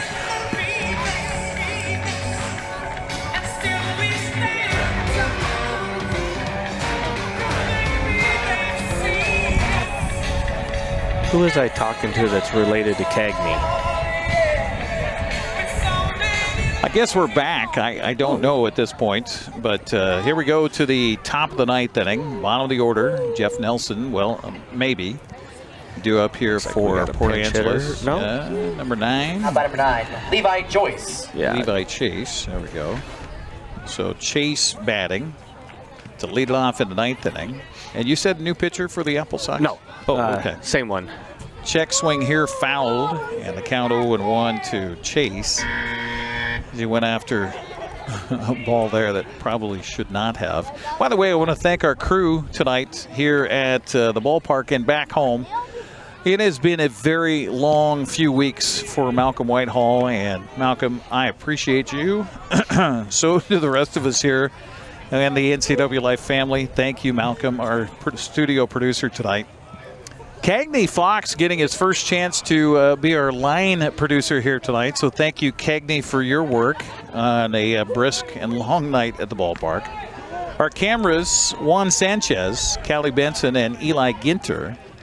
Tim Bernowski, our production assistant tonight, giving the lovely and talented Marion Granstrom the night off. Foul here. So thanks to our crew. Mariners, you were just talking about. Yeah. Good lead now, 6-2 over Cleveland. That's in the bottom of the 7th. And did most of those runs come in the bottom of the 7th? Yeah, they did. Yeah. Yeah, 5 runs in there, 4 runs for the Mariners in the bottom of the 7th. So that's good news for Seattle. Get off to a better start on a homestand than what they've been playing like lately. Oof. 13 hits for the Mariners tonight, too. The hit line is getting filled up for the good guys tonight. And I can't see out to that scoreboard. Does that say 25 hits? Yeah. 25 hits. Okay. Pitch here swung on, fouled to Mr. Chase. I see we're playing with the sound effects here tonight. Yeah. Since it's a non-game at this point. Yeah. Okay. All right. Getting some practice. Everybody's getting practice. Sure. Why not? 21-2 our score. As The AppleSox have scored 3 touchdowns and 3 extra points here tonight. This pitch, oh my goodness. Looked like it was strike 3 on the outside corner. I guess that goes to my question about whether or not the strike zone expands or not. Yeah, Joyce is happy that they didn't expand it on that right there. I got a text message, by the way, from Juan out in center field. Fernando Rodney was who I was thinking about, There with you the go. flat Yes. brim and the little sideways tug to it. Yep. And then the fling of the imaginary bow and arrow. Yeah. After a save. Thank you, Juan. That's a baseball guy right there. Remember that. That was not a strike. Okay, 1-0 the count here to Taylor Kirk. Back to the top of the order for Port Angeles. This is a strike on the inside corner. 1-1 the count. Again, as soon as we get the last out here, we're done. That's it. There is no more. We have local news coming up at 10 o'clock. And we got a bunch of frozen popsicles out here working the game. Line drive here will go off of, over the second base bag and into center field. Yeah, that was it close. almost hit the glove. It did. Now batting, number 13, Tommy Markey. One of the scariest moments I think I've seen in baseball was in the Little League World Series. A pitcher threw a pitch and a kid hit a line drive right back at him and was going straight for his head. Oh my. And it hit the bill of his hat and it accordioned the bill of his hat and then fell straight down. Oh my The gosh. pitcher didn't get hurt one bit. Oh my gosh. I'm sure he had a little bruise from Sure. the impact, but the bill of the hat took up all of the impact there. Wow. That's incredible. Yeah. And that shows you how hard hit the ball was. But also, I mean, the bill of a cap is a stiff thing. That shows you how fast that ball was coming back at him. Holy cow. 2-0 the count here to Markey. And make it 3-0. Or no, that's strike. Oh, strike. Okay. By the way, AppleSox do not have an out recorded here defensively in this inning. Pitch here swung on, and they still will not have it out as that base hit is to right field. Going to load up the bases. Brady Bean likes to leave his feet on his throws, doesn't he? He saw him do that Wednesday night, too. So Brady Bean fires that ball in. Good time to practice your throw home. So the bases are loaded here for Tyler Schulman. Schulman got a base hit in his first at bat, has been hitless since and 3 times at the plate. A couple of strikeouts thrown in there as well. Pitch on the way to him is across the knees for a strike, 0-1 the count. Well, to my recollection, now I was out of AppleSox calling games for a long time there, but I don't know if there's ever been a triple play in AppleSox history. Yeah, those are fun ones. Be kind of a fun time down there. Oh my gosh, wouldn't it? Can you imagine? 0-2 count to Schulman. And the pitch.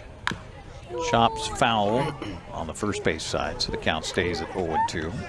Again, we'll be back with baseball a couple of Fridays from now. On June 27th, Victoria at Wenatchee. 6:30 we'll start our pregame show with the 2 goons you have behind home plate right now. Then we'll have another game on Tuesday, July 8th, Kamloops and Wenatchee. And then our final regular season game on the schedule is on July 18th, the Nanaimo at Wenatchee. Actually, no, we've got Bellingham August 1st as well. So we're not quite done yet, but we're at the halfway mark. Hard to believe already for us as far as our 8 broadcasts scheduled here this summer. 1-2 pitch is inside and hit him, and ouch, I got him right on the wrist or on the back of the hand. And that's going to score a run. That's the second time tonight we've had a hit batsman with the bases loaded. Yeah. AppleSox scored a run on that scenario, and now Port Angeles scores a run on that scenario. So give it RBI to a hard way to get an RBI for Schulman. Yeah, painful way. Yeah, and a cold night like this too.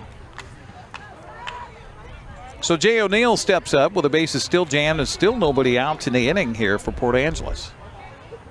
Make it 21-3 now. As this pitch misses outside for the ball. 1-0 the count to O'Neill. Got somebody going down to the bullpen. Just in case. The 1-0 pitch here is in there for a strike, and the count even at 1-1.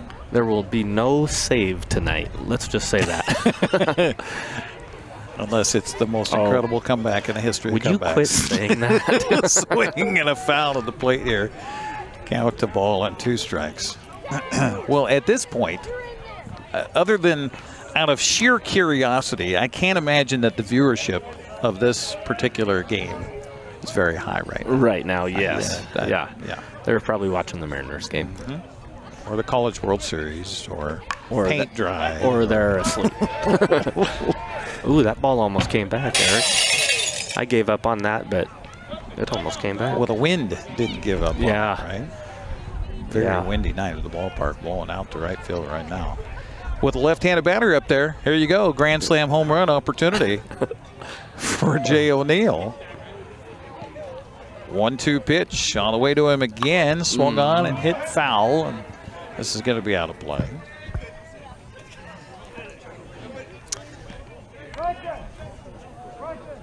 Aaron Plattner trying to just get the final 3 outs here, but it's been an endeavor for him here. Count stays at a ball and 2 strikes. 1 run in already. Base is still jammed. And the pitch. High for ball 2. I agree. There was a ball there. I just wanted that to be a strike. So did my fingers right Yeah. 2-2 the count. Might have to send your cuz back over to the concession stand, see if they got any gloves on there. Right. Buy yourself a pair of sweats. 2-2 pitch by Plattner. Swing and a miss. So there's the first out of the inning.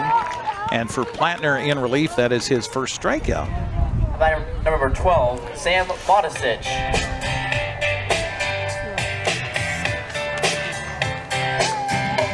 So Sam Modisic, we saw him come in as a pinch hitter in the 8th. He flew out to center.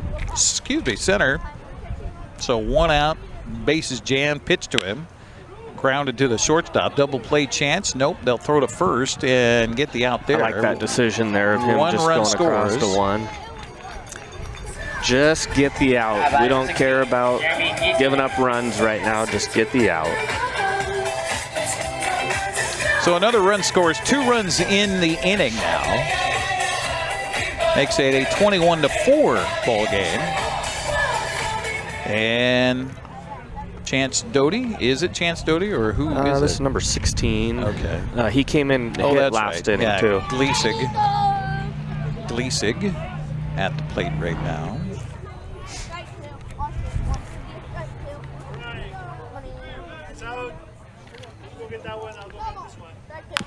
Pitch swung on a chopped off the plate, slow roller. Third baseman in, will field and not in time on the out or first.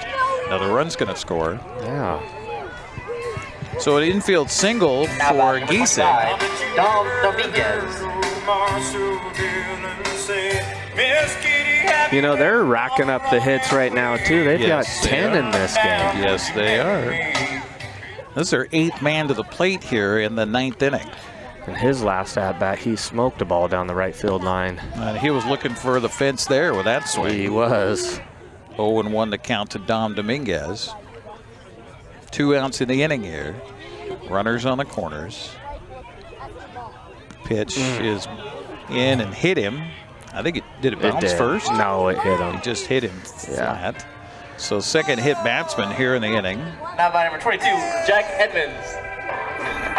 They do have a right-hander warming up down in the bullpen for the AppleSox. That seems rather strange to even say that in a 21 to now, what, 5 games? Yeah. But if nothing else, it gets him some pitches down there too. So it's like throwing a bullpen, getting himself ready. So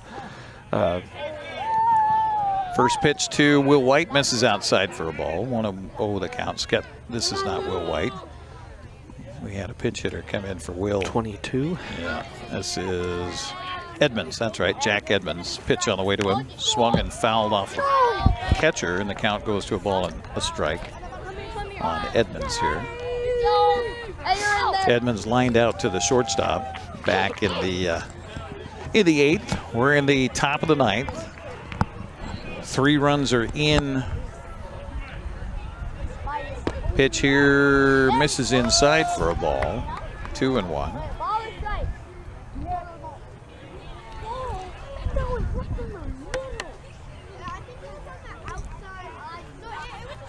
So Shulman over at third base. This pitch swung on a fly ball deep to left field, and that is going to be gone. Grand slam home run. You said that earlier, didn't you? I did. I did. Well, first ball that we've seen hit out to left field this year. This year, absolutely. So Edmonds with a 4-run jack. Grand slam here in the ninth. Well, you know what? If you're Port Angeles, you know, you take heart in the fact that you didn't give up on this game, even though it was out of reason. Yeah. Now batting number 9. Yeah, you would like to see us come out and just shut it down. Get it done. Yeah. Right. And sometimes when you've got a 12-run lead after they hit a grand slam, that's still hard to stay the focus, right? Yeah, right. So the lefties bat around here in the ninth inning, bring their 10th man to the plate. That's where it all started. As Levi Joyce back in there again.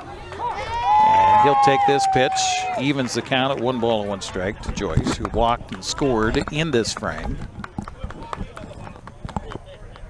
7 runs are in the inning for Port Angeles. Did I push the wrong button there? I don't know what you pushed. Sir. Is this it? Oh. No, yeah. So if you want to mute yourself, it's this one right that here. One. Okay. You're fine.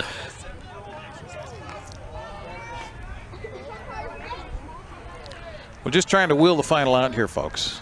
That's what we're trying to do.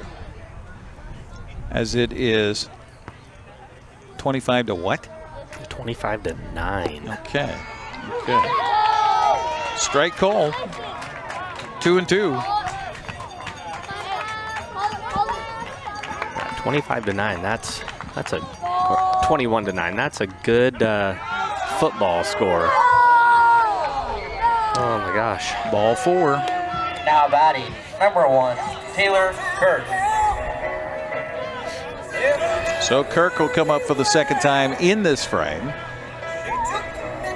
You know, right now Mitch is thinking, do I go get him or not? And then he's like, oh boy, if I go get him, that means we got to stay out here for another 3 or 4 minutes while he gets warm. Right. Get the out, would you please?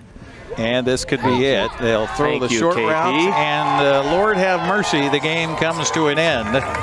And it is a 21 to 9 win for the Wenatchee AppleSox. Again, thanks to our entire crew, both back at the studios and here on site. That's going to wrap it up. We'll see you again a couple of Fridays from now for more baseball. Brandon, thank you, sir. You bet. Thank you. It's always fun. Happy Father's Day weekend. Happy Father's Day to everyone out there. And we'll see you again soon here on the NCWLIFE Channel. Good night, everybody. The pitch by Busich. Thanks for watching Wenatchee AppleSox Baseball right here on the NCWLIFE Channel. Tonight's broadcast was sponsored by our Platinum supporter, Alpine Air Heating and Cooling. Also by Abby's Pizza, Apple Valley Honda, Biosports Physical Therapy, Caldwell Banker Cascade Real Estate, Global Car Care, Harvest Valley Pest Control, the Highlander Golf Course and Grill, the Kennedy Real Estate Group, Les Schwab, Sangster Motors, Save Mart, Tacos Shava, Together for Youth, Valley Tractor, and Alpine Air Heating and Cooling. This has been a special presentation of NCWLIFE Channel Sports. We now return you to normal programming already in progress. So the AppleSox will advance